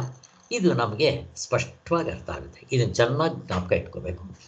ಇಷ್ಟು ನಾವು ಇಟ್ಕೊಂಡ್ರೆ ಬೇಕಾದಷ್ಟಾಯಿತು. ಸೊ ಅಲ್ಲಿಗೆ ಇನ್ನೇನೋ ಇಂಪಾರ್ಟೆಂಟಾಗಿ ಡಿಸ್ಕಸ್ ಮಾಡ್ತಾ ಇದ್ವಿ ಇಲ್ಲಿ. ಸರಿ, ಓಕೆ. ಈಗ 151 ಮಾಡಬೇಕಾ ನಾವು? ನನಗೆ ಗೊತ್ತಿಲ್ಲ, ಏನಮ್ಮ ವಸಂತ, 151 ನೆನ್ನೆ ಮಾಡಿದ್ನ? ನಾನೇ ಹೇಳ್ತೀನಿ. ಕರೆಕ್ಟ್, 151 ಕೂಡ ಮಾಡಿಬಿಟ್ಟಿದ್ದೆ ನಾನು. 152ರಿಂದ ಮಾಡಬೇಕು. ಓಕೆ, ಈಗ ಇನ್ನೂ ಒಂದು ಸ್ವಲ್ಪ ಇದೆ, ಮುಂದಕ್ಕೆ ಹೋಗೋಣ. ಇವಾಗ 151ರಲ್ಲಿ ಇವಾಗ ಆನಂದದಲ್ಲಿ ಸವಿಶೇಷತ್ವ, ನಿರ್ವಿಶೇಷತ್ವವೇ ಮುಂತಾದವು ಕಾಣಬರುವುದು ಎಚ್ಚರ ಕಣ್ಣಿಗೆ. ಇಲ್ಲಿ ನೋಡ್ರಿ, ಇಲ್ಲಿ ತಗೊಂತಾರೆ. ಸವಿಶೇಷ ನಿರ್ವಿಶೇಷ ಎಲ್ಲಿಗೆ ಹೊಂದುತ್ತೆ? ಎಲ್ಲಿ ಹೊಂದುತ್ತಿದ್ದು? ಸವಿಶೇಷ ನಿರ್ವಿಶೇಷ, ಕಾರ್ಯ ಕಾರಣ, ಅಭಿಧಾನ ಅಭಿಧೇಯ, ದೃಶ್ಯ ಪ್ರಪಂಚದಲ್ಲೇ ದೃಶ್ಯ. ಅದಕ್ಕೆ ಎಚ್ಚರದ ಕಣ್ಣಿಗೆ ಅಂತ ಡೆಫಿನೇಷನ್ ಕೊಟ್ಬಿಡ್ತಾರೆ. ಮೊದಲು ಎತ್ಕೊಂತಾನೆ ಏನು ಮಾಡ್ತಾರೆ ಅಂದರೆ ನಮ್ಮನ್ನು ನಿರ್ವಿಶೇಷ ಇವೆಲ್ಲ ಹೇಳ್ತಾರೆ, ನಿಷ್ಕ್ರಿಯ ಎಲ್ಲ ಹೇಳ್ತಾರೆ. ಆಮೇಲೆ ಅದನ್ನೂ ಕೂಡ ಅಧ್ಯಾರೋಪದಿಂದ ತೆಗೆದಾಕ್ಬಿಡ್ತಾರೆ. ಕಾರಣ ಅಂತಾರೆ, ಆತ್ಮನ್ನ ಕಾರಣ ಅಂತಾರೆ. ಆಮೇಲೆ ಕಾರ್ಯದಿಂದ ನಮ್ಮನ್ನು ಕಾರಣಕ್ಕೆ ಎತ್ಕೊಂಡು ಹೋಗ್ತಾರೆ. ಅಲ್ಲಿಗೆ ಕಾರ್ಯವನ್ನು ನಗೇಟ್ ಮಾಡ್ತಾರೆ, ಸೂಪರ್ ಇಂಪೊಸಿಷನ್ ಮಾಡ್ತಾರೆ. ಅದನ್ನು ಮತ್ತೆ ನಗೇಷನ್ ತೆಗೆದಾಕ್ಬಿಡ್ತಾರೆ. ಮತ್ತು ನಾವು ಕಾರಣಕ್ಕೆ ತಗೊಂಡೋದ್ಮೇಲೆ ಆತ್ಮ ಕಾರಣ ಆದ್ನಲ್ಲ ಅಂದರೆ ಅಲ್ಲ, ಕಾರಣವನ್ನೂ ಕೂಡ ತೆಗೆದಾಕಿ ಆತ್ಮ ಎಂಥದೂ ಇಲ್ಲ, ಅವನಿಗೆ ಯಾವ್ಯಾವುದೂ ಹೊಂದೋದಿಲ್ಲ ಅಂತ ಅದನ್ನು ತೆಗೆದಾಕ್ತಾರೆ. ಹಾಗೆ ಕೊನೆಗೆ ಇರವು ಅರಿವು ಆನಂದ ತೆಗೆದಾಕ್ತಾರೆ. ಆತ್ಮ, ಬ್ರಹ್ಮ, ಓಂಕಾರ ಎಲ್ಲ ನೆಗೆಟ್ ಮಾಡ್ತಾರೆ, ತೆಗೆದಾಕ್ಬಿಡ್ತಾರೆ. ನೀವು ಘಡನಿದ್ದಿರದಂತಾಗ ನಾನು ಓಂಕಾರ ಅನಿಸುತ್ತಾ ಅನುಭವ ನೋಡ್ಕೋಬೇಕಿಲ್ಲ. ಆತ್ಮ ಅಂತ ಅನಿಸುತ್ತಾ, ಬ್ರಹ್ಮ ಅಂತ ಅನಿಸುತ್ತಾ, ಮತ್ತು ಹೆಸರು ಕೊಟ್ಟಿದೆಯಲ್ಲ ಶಾಸ್ತ್ರ, ಏನೋ ಒಂದು ಹೆಸರು ಕೊಡಬೇಕಲ್ಲ. ಓಂಕಾರ ಅನ್ನೋದು ಆತ್ಮನಿಗೆ ತುಂಬ ಹತ್ತಿರನಂತೆ. ಆಕಾಶವೂ ಅಷ್ಟೇ. ಎಕ್ಸಾಂಪಲ್ ಕೊಡುವಾಗ ಆಕಾಶವನ್ನು ತುಂಬ ಹತ್ತಿರವಾಗಿ ಹೇಳ್ತಾರೆ. ಬಟ್ ನನಗನ್ಸೋದು ಆಕಾಶಕ್ಕಿಂತ ಇನ್ನೂ ಹತ್ತಿರ ಯಾವುದು ಆತ್ಮನಿಗೆ ಎಕ್ಸಾಂಪಲ್ ಕೊಡಬೇಕು ಅಂದರೆ ಜೀವಪ್ಪ. ಜೀವಪ್ಪ ಎಲ್ಲಿ ಅವಸ್ಥೆಗಳು ಹೇಗಿದೆ ನೋಡ್ರಿ. ನಿಮ್ಮ ಜೀವಪ್ಪ ಕೂಡ ಆಕಾಶದ ಒಳಗಡೆ ಇರ್ತಾನೆ. ಜೀವಪ್ಪನಿಗಿಂತ ಆಧ್ಯಾತ್ಮಿಕ, ಆದಿಭೌತಿಕ, ಆದಿ ದೈವಿಕ, ಸೂರ್ಯ ಚಂದ್ರ ನಕ್ಷತ್ರಗಳು ಎಲ್ಲ ಸೇರ್ಕೊಂಡ್ಬಿಡ್ತಾವೆ. 14 ಲೋಕಗಳು ಎಲ್ಲಿದೆ? ಪ್ರಶ್ನೆ ಕೇಳ್ತಾ ಇದ್ದೀನಿ. ಇವು ಎಲ್ಲಿದೆ? ಅವಸ್ಥೆ ಒಳಗಡೆ. ಫಸ್ಟ್ ಆಕಾಶದಲ್ಲಿದೆ. ಆಕಾಶ ಎಲ್ಲಿದೆ? ಅವಸ್ಥೆ ಒಳಗಡೆ. ಅವಸ್ಥೆ ಒಳಗಡೆ ಇದೆ. ಅಲ್ಲಿಗೆ ಯಾವ್ದು ದೊಡ್ಡದಾಯ್ತು? ಅವಸ್ಥೆ ದೊಡ್ಡ. ಹೇಗಿದೆ ನೋಡ್ರಿ. ಅದಕ್ಕೆ ಇವಾಗ ಇಷ್ಟೊತ್ತು ನಾವು ಡಿಸ್ಕಸ್ ಮಾಡಿದ್ದು, ಅವಸ್ಥೆ ಗುಣ ಇಲ್ಲ, ಬದಲಾವಣೆ ಆಗೋದಿಲ್ಲ. ಮತ್ತು ಆತ್ಮ ಅಂತ ಅಂದ್ಬಿಡೋಣ, ಅಂದಿದ ತಕ್ಷಣ ಅದರಲ್ಲಿ ಒಂದು ಡಿಫೆಕ್ಟ್ ಏನೋ ಒಂದು ಇಲ್ದಂಗೆ ಆಗ್ಬಿಡುತ್ತೆ. ಈಗ ಎಚ್ಚರ ಇದೆ, ಕನಸು ನಿದ್ದೆ ಇಲ್ಲ, ಆದ್ದರಿಂದ ಅದು ಒಂದು ಕಿತ್ಕೊಂಡು ಹೋಯ್ತು. ಇನ್ನೊಂದು ಅವಸ್ಥೆ ಆಬ್ಜೆಕ್ಟ್ ಆಗ್ಬಿಡುತ್ತೆ, ವಿಷಯ. ನೋಡ್ರಿ, ನಮಗೆ ಗೊತ್ತು. ಯಾರನ್ನೇ ಕೇಳ್ರಿ, ನಮ್ಮ ವಾಚ್ಮ್ಯಾನ್ ಕೇಳ್ರಿ, ಏನಪ್ಪ ಇವಾಗ ಎಚ್ಚರ ಕನಸು ನಿದ್ದೆ ಯಾವುದಿದೆ ಅಂದರೆ ಬಿಡಿ ಸ್ವಾಮಿ, ಏನು ಮಹಾ ದೊಡ್ಡದ ಎಚ್ಚರ ಇದೆ, ಕನಸು ನಿದ್ದೆ ಇರಲ್ವ ಸ್ವಾಮಿ, ಮಲ್ಕೊಂಡೋಗಿ ನಿದ್ದೆ ಬರುತ್ತೆ ಅಂತ ನಾವು ನೋಡ್ರಿ. ಅದರಿಂದ ವಿಷಯ ಆಬ್ಜೆಕ್ಟ್ ಅದಕ್ಕೆ ಹೆಂಗೆ ಮೆತ್ತಿಗೆ ತಗೊಂಡು ಹೋಗ್ತಾರೆ ನೋಡ್ರಿ. ಆದರೆ ಶಾಸ್ತ್ರದಲ್ಲಿ ಸರ್. ಆತ್ಮನಿ ಏನಮ್ಮ ನಾನು ಹೇಳಿದ್ದು ಈಗ original I duplicate I, duplicate I ಹಿಂದ್ಗಡೆ ಒರಿಜಿನಲ್ ಐ ಇದೆ ಅಂತ ಆತರ ಹೇಳಿದ್ದು. ಓಕೆ ತಪ್ಪೇನಿಲ್ಲ, ಕರೆಕ್ಟ್. ಡೂಪ್ಲಿಕೇಟ್ ಐ ಹಿಂದೆಗಡೆ ಒರಿಜಿನಲ್ ಐ ಇದೆ, ಕರೆಕ್ಟ್. ಈಗ ನೀವು ಅದು ಒರಿಜಿನಲ್ ಐನ್ ಕೂಡ ಐ ಅಂತ ಕರಿತೀರಾ? ನನ್ನ ಪ್ರಶ್ನೆ, ಒರಿಜಿನಲ್ ಐ ಅಷ್ಟಾದ್ರೂ ಸತ್ಯ ತಾನೆ, ಕರೆಕ್ಟಾ? Original correct. ಕರೆಕ್ಟ್. ನೀವು ಗಾಢನಿದ್ರೆಯಲ್ಲಿದ್ದಾಗ ನಾನು ಇದ್ದೀನಿ ಅನ್ಸುತ್ತ ಅನುಭವ ಏನನ್ಸುತ್ತೆ? ಏನ್ ಅನ್ಸುತ್ತೆ? ಅಲ್ಲಿ ಕರೆಕ್ಟ್ ನೋಡ್ರಿ, ಇದನ್ನೇ ಅಧ್ಯಾರೋಪ ಅನ್ನೋದು. ಡೂಪ್ಲಿಕೇಟ್ ಐ ನಾನು ಮಾಡ್ಕೊಂಡಿದ್ದೀನಿ, ಇದು ನಾನು ಸತ್ಯ ಅಂತ ಹಿಡ್ಕೊಂಡಿದ್ದೀನಿ.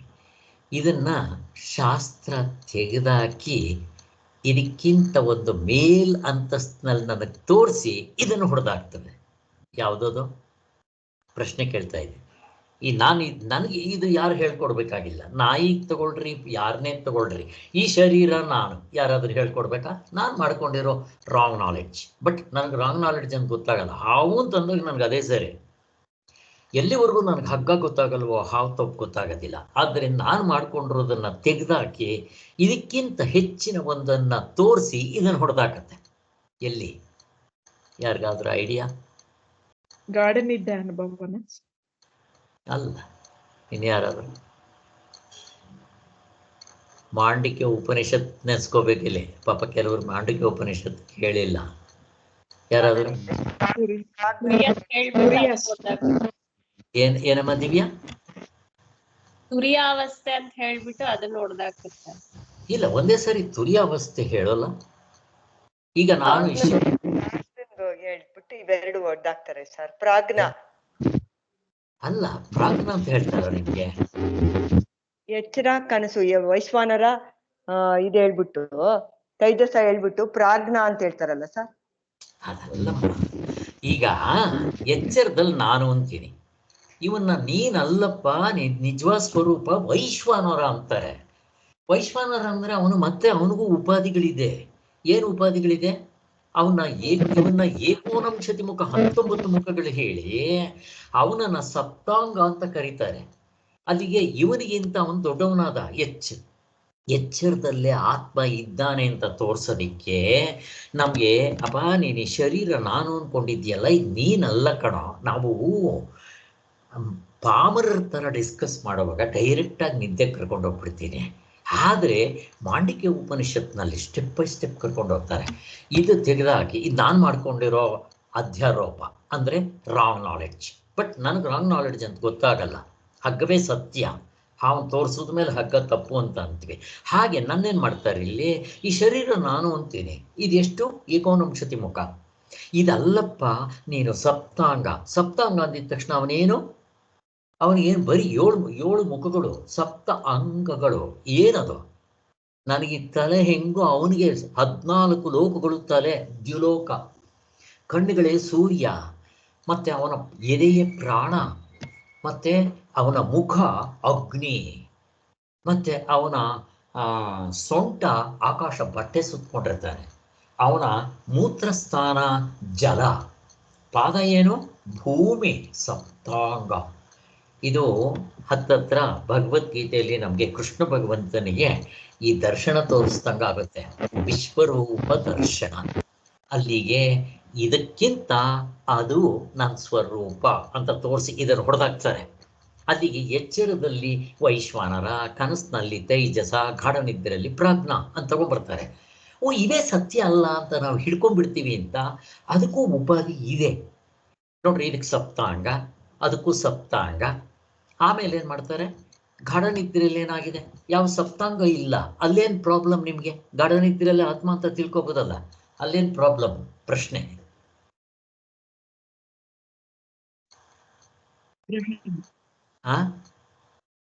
ಅಗ್ರಹಣ ತಿಳ್ಕೊಂಡಿಲ್ಲ. ಸರಿ, ಅಲ್ಲಿ ಬೀಜ ರೂಪದಿಂದ ಇರುತ್ತೆ.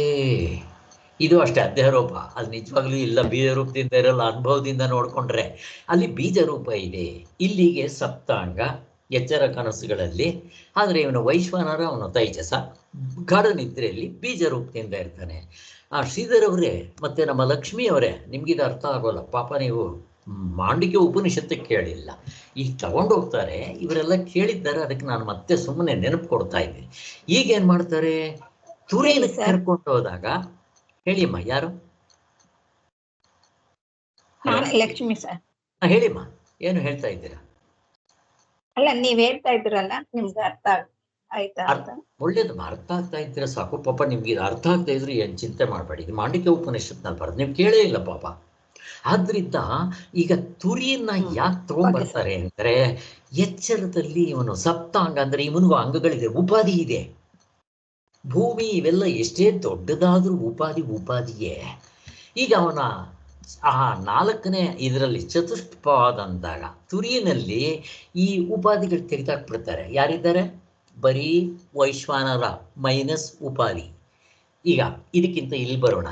ನಾನು ಈ ಜೀವಪ್ಪ ಅಂದಿದ್ನಲ್ಲ, ಜೀವಪ್ಪ ಮೈನಸ್ ಉಪಾಧಿ ಪರಮಾತ್ಮ, ಅಲ್ಲಿ ವೈಶ್ವಾನರ ಮೈನಸ್ ಸಪ್ತಾಂಗ ಪರಮಾತ್ಮ. ಘಡನಿದ್ರೆಲ್ಲೂ ಹಾಗೆ. ಭಿಕ್ಷುಕನ್ನ ಏಕೋನಂಶತಿ ಮುಖಾಂತರ, ಅಲ್ಲಿ ಅದಕ್ಕಿಂತ ಮೇಲೆ ತೈಜಸ, ಅವನು ಸಪ್ತಾಂಗ. ಈ ಉಪಾಧಿಗಳನ್ನ ತೆಗೆದಾಕ್ರಿ, ಅವನೇ ಆತ್ಮ. ಇನ್ನು ಗಾಢನಿದ್ರೆಯಲ್ಲಿ ಈ ಉಪಾಧಿಗಳಿಲ್ಲ, ಬಟ್ ಬೀಜ ರೂಪದಿಂದ ಇರ್ತಾನೆ. ಆ ಬೀಜವನ್ನು ಇವಾಗ ತೆಗೆದಾಕ್ಬೇಕು. ಯಾಕೆ? ಆತ್ಮನಿಗೆ ಕಾರಣವೂ ಇಲ್ಲ. ಎಚ್ಚರ ಕನಸುಗಳಲ್ಲಿ ಕಾರ್ಯ, ಗಾಢನಿದ್ರೆಯಲ್ಲಿ ಕಾರಣ ರೂಪದಿಂದ ಇದ್ದ. ನಾನು ಕೇಳ್ತೀನಿ ಅವನ್ನ, ಅಲ್ಲಪ್ಪ ಮಲತಾಗಿ ಪ್ರಪಂಚ ಇರಲ್ಲ, ಒಟ್ಟು 12 ಡಜನ್ ಇರೋಲ್ಲ, ಎದ್ಮೇಲೆ ಮತ್ತೆ ತೋರ್ಕೊಳುತ್ತಲ್ಲ, ಎಲ್ಲಿತ್ತು ಅಂತ.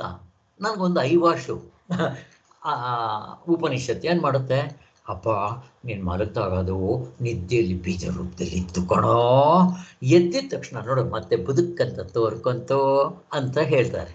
ನಾನು ಅನುಭವದಲ್ಲ ಹಾಗಿಲ್ಲ, ಅದನ್ನೇ ಪ್ರತಿಭಾ ಹೇಳಿದ್ದು. ಅವನ ಹುತ್ತದಲ್ಲಿ ಹಾವು ಸೇರಿದಂಗೆ ಮತ್ತೆ ಬಂದಂಗೆ ನಮ್ಮ ಅನುಭವದಲ್ಲಿ ಏನಿರೋದಿಲ್ಲ. ಅದಕ್ಕೆ ಅನುಭವ ಹಿಡ್ಕೋಬೇಕು. ಸೊ ಹೀಗೆ ನಾವು ನೋಡಿಕೊಂಡಾಗ ಸೊ ಇದು ಯಾವುದೂ ಇರೋದಿಲ್ಲ, ಇಷ್ಟೇ ಬೇಕಾಗಿರೋದು. ಅಲ್ಲಿಗೆ ಈ ಶರೀರ ನಾನು ಈ ಅಂತ ಮಾಡಿಕೊಂಡಿರೋದು ನನ್ನ ತಪ್ಪು, ರಾಂಗ್ ನಾಲೆಡ್ಜ್. ಎವರಿಬಡಿ ಸಹಜವಾಗಿ ಮಾಡ್ಕೊಳ್ಳೋದು. ಕೆಲವು ಶಾಸ್ತ್ರ ತಂದು ಅಧ್ಯಾರೋಪ ಮಾಡುತ್ತೆ. ಈ ವೈಶ್ವಾನರ, ತೈಜಸ, ಪ್ರಾಜ್ಞ ಅಥವಾ ಬೀಜ ರೂಪದಲ್ಲಿರ್ತಾನೆ, ಇವೆಲ್ಲ ಹೇಳ್ತಾರೆ. ಕೊನೆಗೆ ಆ ಶಾಸ್ತ್ರವೂ ಕೂಡ ಅದನ್ನು ತೆಗೆದುಹಾಕುತ್ತೆ. ಇಲ್ಲಿ ಸ್ವಾಮಿಗಳು ಒಂದು ಪ್ರಶ್ನೆ ತಗೊಂಡ್ಬರ್ತಾರೆ, ಅಲ್ಲ ಸ್ವಾಮಿ, ಸುಮ್ಮನೆ ಇರೋದು ಬಿಟ್ಟು ಕೆಸರಿನಲ್ಲಿ ಮುಳುಗಿ ಮತ್ತೆ ತೋಡ್ಕೊಳ್ಳೋದು ಯಾಕೆ ಅಂತ ಪ್ರಶ್ನೆ ಕೇಳ್ತಾರೆ. ನಮ್ದಲ್ಲ, ಶಾಸ್ತ್ರ ಗೊತ್ತು, ಮತ್ತೆ ಯಾಕೆ ನಮ್ಮನ್ನ ಕೆಸರಿನಲ್ಲಿ ಮುಳುಗೋದು ಯಾಕೆ, ಮತ್ತೆ ಮೇಲೆ ತೋಡ್ಕೊಳ್ಳೋದು ಯಾಕೆ? ಎಚ್ಚರ ಕನಸು ನಿದ್ದೆಯಲ್ಲಿ ವೈಶ್ವಾನರ, ತೈಜಸ, ಪ್ರಾಜ್ಞ, ಬೀಜರೂಪ ಅಂತ ಕೆಸರಿನಲ್ಲಿ ಮುಳುಗೋದು ಯಾಕೆ, ಮತ್ತೆ ತುರಿನಿಗೆ ಹೋಗ್ಬೇಕಾದ್ರೆ ಇವನ್ನೆಲ್ಲ ತೊಳ್ಕೊಂಡು ಹೋಗೋದು ಯಾಕೆ ಅಂತ ಪ್ರಶ್ನೆ ಕೇಳ್ತಾರೆ.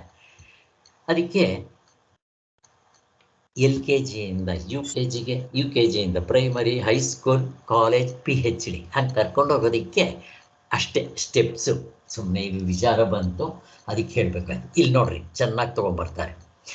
ಆನಂದದಲ್ಲಿ ಸವಿಶೇಷತ್ವ, ನಿರ್ವಿಶೇಷತ್ವವೇ ಮುಂತಾದವು ಕಾಣುಬರುವುದು ಎಚ್ಚರದ ಕಣ್ಣಿನಿಂದ. ನಿಮ್ಮ ನಿದ್ರೆನೆಲ್ಲ ಅದು ಇಲ್ಲ. ಫಸ್ಟ್ ನಾವೇನು ಹೇಳಿದ್ವಿ, ಸವಿಶೇಷ ದೃಶ್ಯ ಪ್ರಪಂಚದಲ್ಲಿ, ನಿದ್ದೆಯಲ್ಲಿ ನಿರ್ವಿಶೇಷ ಅಂತ ಅಂದ್ವಿ. ಈ ಸವಿಶೇಷ ನಿರ್ವಿಶೇಷ, ಕಾರ್ಯ ಕಾರಣ, ಅಭಿಧಾನ ಅಭಿಧೇಯ, ಇವೆಲ್ಲ ದ್ವಂದ್ವಗಳಿಗೆ ಸಂಬಂಧಪಟ್ಟಿರೋದು. ನಮ್ಮ ಆತ್ಮನಿಗೆ ಯಾವುದೂ ಸಂಬಂಧಪಡಲ್ಲ ಅಂತ ತೆಗೆದಾಗ್ತಾ ಇರೋದು ಅಷ್ಟೇ, ಇನ್ನೇನಿಲ್ಲ. ನಿಮ್ಗೆ ಇದು ಅರ್ಥ ಆಗಿದ್ದರೆ ಸಾಕು. ಅರ್ಥ ಆಗದೆ ಇದ್ದರೆ ಚಿಂತೆ ಇಲ್ಲ, ಹೀಗೇ ವಿಚಾರ ಮಾಡ್ತಾ ಇದ್ದರೆ ಗೊತ್ತಾಗುತ್ತೆ. ಇನ್ನೊಂದು ಸ್ವಲ್ಪ ಇದೆ, ಮುಗಿಸ್ಬೇಡ.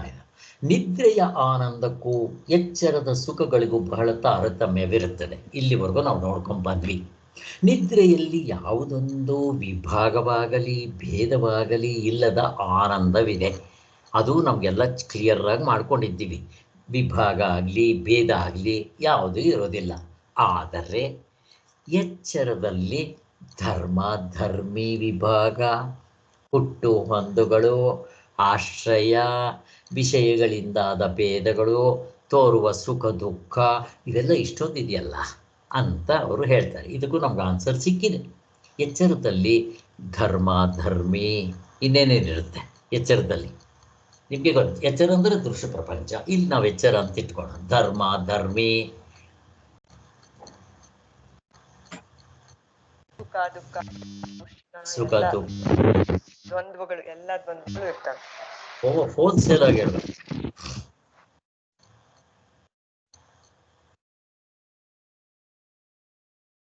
ಧರ್ಮ ಧರ್ಮಿ, ಇಲ್ಲಿ ಧರ್ಮ ಅಂದ್ರೆ ಯಾವುದು? ನಾನು ಧರ್ಮಿ. ನನ್ನದು. ಧರ್ಮಿ ಅಂದ್ರೆ ಯಾವುದು?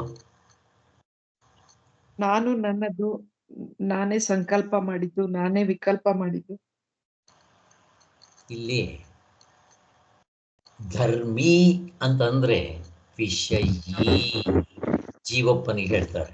ಧರ್ಮ ಅಂತಂದ್ರೆ ವಿಷಯ, ಅವನಿಗಿಂತ ಹೊರಗಡೆದು. ಅದೇ ಅರ್ಥದಲ್ಲೇ ಇದು ಬರುತ್ತೆ. ಧರ್ಮ ಧರ್ಮಿ, ವಿಷಯ ವಿಷಯಿ, ಸಬ್ಜೆಕ್ಟ್ ಆಬ್ಜೆಕ್ಟ್. ಈಗ ಜೀವಪ್ಪನ ಸಬ್ಜೆಕ್ಟ್ ಅಂತ ಕರೆದ್ರು ಅದು ನಿಜವಾಗ್ಲೂ ಏನು ಪ್ರಶ್ನೆ? ಜೀವಪ್ಪ ಸಬ್ಜೆಕ್ಟ್ ತಾನೆ ವ್ಯವಹಾರದ ದೃಷ್ಟಿಯಿಂದ, ಪಾರಮಾರ್ಥ ದೃಷ್ಟಿಯಿಂದ ಅದೇನು ಆಬ್ಜೆಕ್ಟ್ ಆಬ್ಜೆಕ್ಟ್. ಆಬ್ಜೆಕ್ಟ್. ತೆಗೆದ ವೇಸ್ಟ್ ಬಾಸ್ಕೆಟ್ ಹಾಕ್ಬಿಡ್ತೀವಿ, ನಮ್ಗೆ ಚೆನ್ನಾಗಿ ಗೊತ್ತಿದೆ. ಅದೇ ರೀತಿ ಜೀವಪ್ಪನ್ನ ಧರ್ಮೀ ಅಂತ ಕರೀತಾರೆ.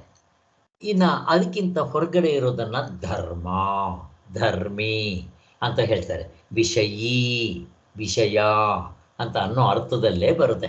ಆ ಹುಟ್ಟು ಹೊಂದುಗಳು, ವಿಷಯಗಳಿಂದಾದ ಭೇದಗಳು, ತೋರುವ ಸುಖ ದುಃಖಗಳು, ಇವೆಲ್ಲ ಎಚ್ಚರದನಿಂದ ಕಾಣುತ್ತೆ. ಇನ್ನ ಎಚ್ಚರದ ಸುಖವು ಒಬ್ಬೊಬ್ಬರಲ್ಲೂ ತಾರತಮ್ಯದಿಂದಿರುತ್ತದೆ. ಇದಕ್ಕೆಲ್ಲ ನಮ್ಗೆ ಆನ್ಸರ್ ಸಿಕ್ಕೋಯ್ತು. ಇಷ್ಟೊತ್ತು ಅದನ್ನೇ ನಾವು ಮಾಡಿ ಬಂದಿದ್ದೀವಿ. ಹೇಳಮ್ಮ ಲಲಿತಾ, ಏನೋ ಹೇಳಂಗಿದ್ರೆ ಹೇಳಿ. ಸೊ ಅಲ್ಲಿಗೆ ಅದು ಆಯಿತು. ಎಚ್ಚರದ ಸುಖದಲ್ಲಿ ಯಾಕೆ ತಾರತಮ್ಯದಿಂದಿರುತ್ತದೆ? ಬೇರೆ ಬೇರೆ ಜನತೆಯಲ್ಲಿಯೂ ಬೇರೆ ಬೇರೆ ಪರಿಣಾಮದಿಂದ ಇರುತ್ತದೆ. ಇಷ್ಟೊತ್ತು ನಾವು ಅವುಗಳನ್ನೇ ಮಾಡಿದ್ದು. ಇಂಥ ವಿರುದ್ಧ ಧರ್ಮದ ಈ ಎರಡೂ ಒಂದೇ ಜಾತಿಯ ಆನಂದವೆನ್ನಬಹುದೇ ಅಂತ ಪ್ರಶ್ನೆ. ಸೊ ಒಂದೇ ಜಾತಿ ಅಂತ ಅನ್ಬಹುದೇ ಅಂತ ನಮಗೆಲ್ಲ ಆನ್ಸರ್ ಸಿಕ್ಕಿದೆ ಅಲ್ವಾ? ನೋಡ್ಗಿದ್ವಿ. ಇಷ್ಟೊತ್ತು ನಾವು ಅದನ್ನೇ ಚಿಂತನೆ ಮಾಡ್ಕೊಂಡ್ ಬಂದಿದ್ದೀವಿ. ಈ ಆಕ್ಷೇಪಕ್ಕೆ ಅರಿವಿನ ವಿಷಯದಲ್ಲಿ ನಾವು ಹೇಳಿದಂತೆ ಸಮಾಧಾನವನ್ನು ಕಂಡುಕೊಳ್ಳಬಹುದು. ಈಗ ಓದುಗರಿಗೆ ಸ್ಪಷ್ಟವಾಗಿರಬೇಕು. ಏನದು? ಒಂದೇ ಆನಂದವು ಎಲ್ಲ ರೂಪದಲ್ಲಿಯೂ ಇದೆ ಎಂದು ಅವಸ್ಥಾತ್ರಯ ಪೂರ್ಣಾನುಭವದಿಂದ ಗೊತ್ತಾಗಿರುವಾಗ ಒಂದೇ ಆನಂದ ಇರೋದು. ಎಲ್ಲೆಲ್ಲಿ ಒಂದೇ ಆನಂದ ಇರೋದು? ಪ್ರಶ್ನೆ. ಎಚ್ಚರ, ಕನಸು, ನಿದ್ದೆಯಲ್ಲಿ. ಆದ್ದರಿಂದ ಒಂದೇ ಆನಂದ. ಆ ಥರ ಇದ್ರೂ ನಮಗೆ ಬೇರೆ ಬೇರೆ ತೋರೋದಿಕ್ಕೆ ಇಷ್ಟೊತ್ತು ನಾವು ಪಾಯಿಂಟ್ಗಳನ್ನ ಹೇಳ್ಕೊತಾ ಬಂದ್ವಿ. ಆದ್ದರಿಂದ ನಾವು ಸಾರ್ವತ್ರಿಕ ಪೂರ್ಣಾನುಭವದಿಂದ ನೋಡಿದಾಗ ನಮಗೆ ಈ ಭೇದಗಳು ಯಾವುದು ಇಲ್ಲ ಅಂತ, ಇದಕ್ಕೆ ಯಾವುದಕ್ಕೂ ಈ ತರ್ಕಕ್ಕೆ ಬೆಲೆ ಕೊಡೋದಿಲ್ಲ. ಎಚ್ಚರದ ಸುಖಗಳೆಲ್ಲವೂ, ಎಷ್ಟು ಚೆನ್ನಾಗಿದೆ ನೋಡಿ, ಎಚ್ಚರದ ಸುಖಗಳೆಲ್ಲವೂ ಉಪಾಧಿಗಳ ತಾರತಮ್ಯದಿಂದ ಆದವುಗಳಾಗಿರುತ್ತವೆ. ಉಪಾಧಿಗಳು, ಇಲ್ಲಿ ಉಪಾಧಿ ಅಂದರೆ ಯಾವ್ದು ತಗೊಂತೀರಾ? ಬೇಕಾದರೂ ತಗೋಬಹುದು. ಯಾವ್ದು ತಗೋ ಉಪಾಧಿ ಅಂತ? ಸರಿ. ಕರಣಗಳು, ಮನಸ್ಸು, ಬುದ್ಧಿ, ಚಿತ್ತ, ಮನಸ್ಸು, ಇದೆಲ್ಲ ತಗೋಬೇಕು. ಮನಸ್ಸು ಅಲ್ವಾ? ಮನಸ್ಸು ನಾವು ಸತ್ವಗುಣ, ರಜಗುಣ, ತಮಗುಣ, ಮನಸ್ಸು ಅಲ್ಲಾಡೋದು ಎಲ್ಲ ಸೇರಿಸ್ಕೋಬೋದು. ಇವಾಗ ಇಷ್ಟೊತ್ತು ಎಲ್ಲ ಮಾಡೋದಲ್ಲ, ಬೇಕಾದಷ್ಟು ಪಾಯಿಂಟ್ಗಳಿದೆ. ಅದನ್ನೇ ಸುಮ್ಮನೆ ಒಂದು ಕಡೆ ತೋರಿಸ್ತಾ ಇದ್ದಾರೆ. ಆದ್ದರಿಂದ ಅಷ್ಟು ಆಯ್ತಲ್ಲ. ಅದು ಪೂರ್ಣ ಅನುಭವದಿಂದ ನೋಡಿದ್ರೆ ನಮಗೆ ಸ್ಪಷ್ಟವಾಗಿ ಗೊತ್ತಾಗುತ್ತೆ. ಎಚ್ಚರದ ಸುಖಗಳೆಲ್ಲವೂ ಉಪಾಧಿಗಳ ತಾರತಮ್ಯದಿಂದ ಆದವುಗಳಾಗಿರ್ತವೆ. ಈ ಉಪಾಧಿಗಳೆಂಬುವು ನಮಗೆ ಕಾಣೋದಿಕ್ಕೆ ಎಚ್ಚರದ ಅವಿದ್ಯಾ ದೃಷ್ಟಿಗೆ ಕಾಣಿಸುವುದಾಗಿರುವೆಯೇ ಹೊರತು ಇದು ಅವಿದ್ಯಾ ದೃಷ್ಟಿ. ಮಾತಾಡಿದ್ರೆ ಶಂಕರಾಚಾರ್ಯರು ಅವಿದ್ಯಾ ದೃಷ್ಟಿ, ರಾಂಗ್ ನಾಲೆಡ್ಜ್ ಅಂತ ತಗೊಂಬಂದ್ಬಿಡ್ತಾರೆ. ನೋಡ್ರಿ ಬೇಕಾದ್ರೆ ಇವಾಗ ನೀವು ಮನಸ್ಸಿನಲ್ಲಿ ಈ ಒಂದು ಪಾಯಿಂಟ್ ಜ್ಞಾಪಕ ಇಟ್ಕೊಂಡು ಎಷ್ಟು ಕಡೆ ಓದ್ತಾ ಇರ್ತಾರೆ. ಓದ್ತಾ ಇದ್ದಾಗ ನಮಗೆ ಇದು ಯಾಕೆ ಹಿಂಗೆ ಅವಿದ್ಯಾ ದೃಷ್ಟಿ ಅಂದ್ಬಿಡ್ತಾರೆ. ಹಾಗೆ ಅವಕ್ಕೆ ನಿಜವಾಗಿ ಸ್ವತಂತ್ರವಾದ ಇರುವೇನು ಇರೋದಿಲ್ಲ. ಯಾವುದಕ್ಕಿರೋದಿಲ್ಲ ಸ್ವತಂತ್ರವಾದ ಇರವು? ಯಾವುದಕ್ಕಿರೋದಿಲ್ಲ?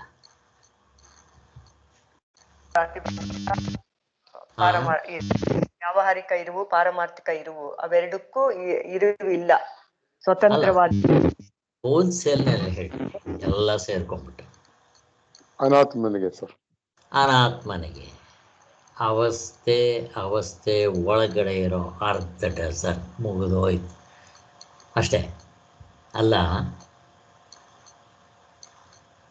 ಈ ಅವಿದ್ಯಾ ದೃಷ್ಟಿಗೆ ಕಾಣಿಸುಗಳಾಗಿರುತ್ತವೆ ಹೊರತು ಅವಕ್ಕೆ ನಿಜವಾಗಿ ಸ್ವತಂತ್ರವಾದ ಇರುವೇನಿರೋದಿಲ್ಲ.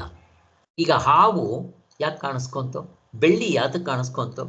ಅವಿದ್ಯಾ ದೃಷ್ಟಿ, ರಾಂಗ್ ನಾಲೆಡ್ಜ್. ನೀನು ಸರಿಯಾಗಿ ನೋಡಲಿಲ್ಲ. ಇದ್ದದ್ದನ್ನು ಇದ್ದಾಗ ನೀನು ಕಂಡಿದ್ದಿದ್ರೆ ಹಾವಿನ ಭಯ ಇರ್ತಾ ಇರಲಿಲ್ಲ. ಈ ಶರೀರ ಅಂತ ಯಾಕೆ ಅನ್ಕೊಂಡೆ?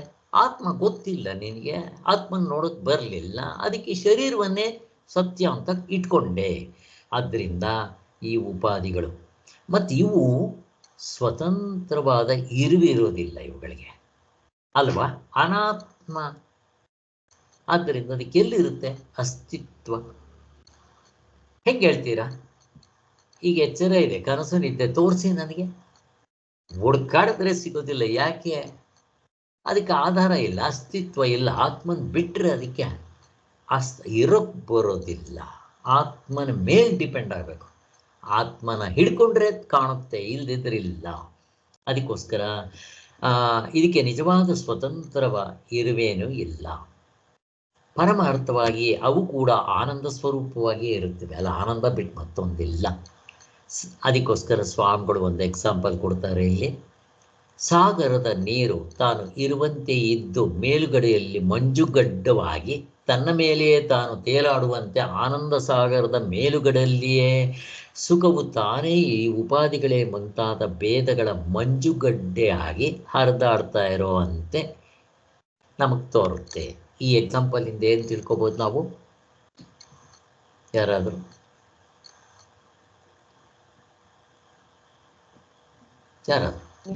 ನೀರೇ ಇರೋದು, ಅದು ಮಂಜುಗಡ್ಡೆ ಆಗಿರ್ತಾ ಇದೆ.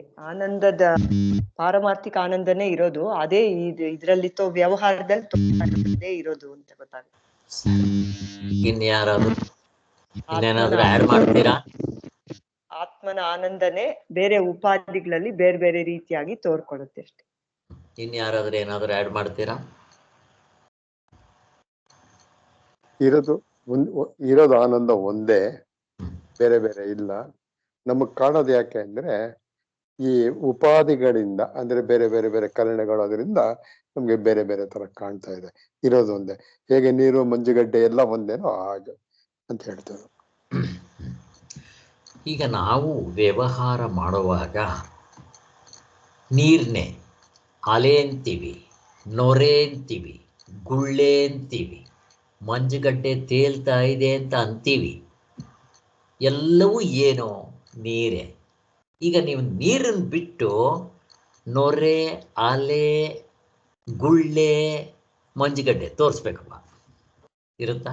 ಇರೋದಿಲ್ಲ. ಹಾಗೆ ಇವು ನೋಡೋದಿಕ್ಕೆ ವ್ಯವಹಾರದ ದೃಷ್ಟಿಯಿಂದ ನೋಡ್ರಿ, ನಾಮಗಳು ಬೇರೆ, ರೂಪಗಳು ಬೇರೆ, ಅದು ಇರೋದು ಬೇರೆ ಬೇರೆ ಕಡೆ, ಹೀಗೆ ಎಲ್ಲ ಇರುತ್ತೆ, ಎಲ್ಲ ಬೇರೆ ಬೇರೆ ವ್ಯವಹಾರ. ಆದರೆ ನಾವು ಸರಿಯಾಗಿ ವಿಚಾರ ಮಾಡಿದ್ರೆ ಪಾರಮಾರ್ಥಿಕವಾಗಿ ನೀರೇ ಇದಕ್ಕೆ ಅಸ್ತಿತ್ವ, ಆಧಾರ. ಹಾಗೆ ಆತ್ಮನೇ ಒಂದೇ ಇರೋದು, ಅವನೇ ಇರುವ ಅರಿವು ಆನಂದ. ಈ ವ್ಯವಹಾರದ ದೃಷ್ಟಿಯಿಂದ ನಮಗೆ ಬೇರೆ ಬೇರೆ ನಾಮರೂಪ ಕ್ರಿಯೆಗಳು, ಅನೇಕ ಕರ್ತೃಭೋಕ್ತೃಗಳು, ಇವೆಲ್ಲ ಈ ಥರ ತಾರತಮ್ಯದಿಂದ ತೋರುತ್ತೆ, ಉಪಾಧಿಯಿಂದ ತೋರುತ್ತೆ, ನಮ್ಮ ಮನಸ್ಸಿನ ಕಲ್ಮಶದಿಂದ ತೋರ್ತಾ ಇದೆ. ಅದಕ್ಕೋಸ್ಕರನೇ ಆಗಲೂ ಎಲ್ಲವೂ ಅದೇ ಆನಂದ ಅಮೃತ ಸಾಗರವೇ ಆಗಿರುತ್ತೆ ಅಂತ ಹೇಳ್ತಾರೆ. ಇಲ್ಲಿಗೆ ನಮ್ಮದು ಸ್ಟಡಿ ಗ್ರೂಪ್ ಪೂರ್ತಿ ಮುಗೀತು. ಇಲ್ಲಿ ಮುಗಿಸೋಣ. ಜೈ ಶ್ರೀರಾಮ್.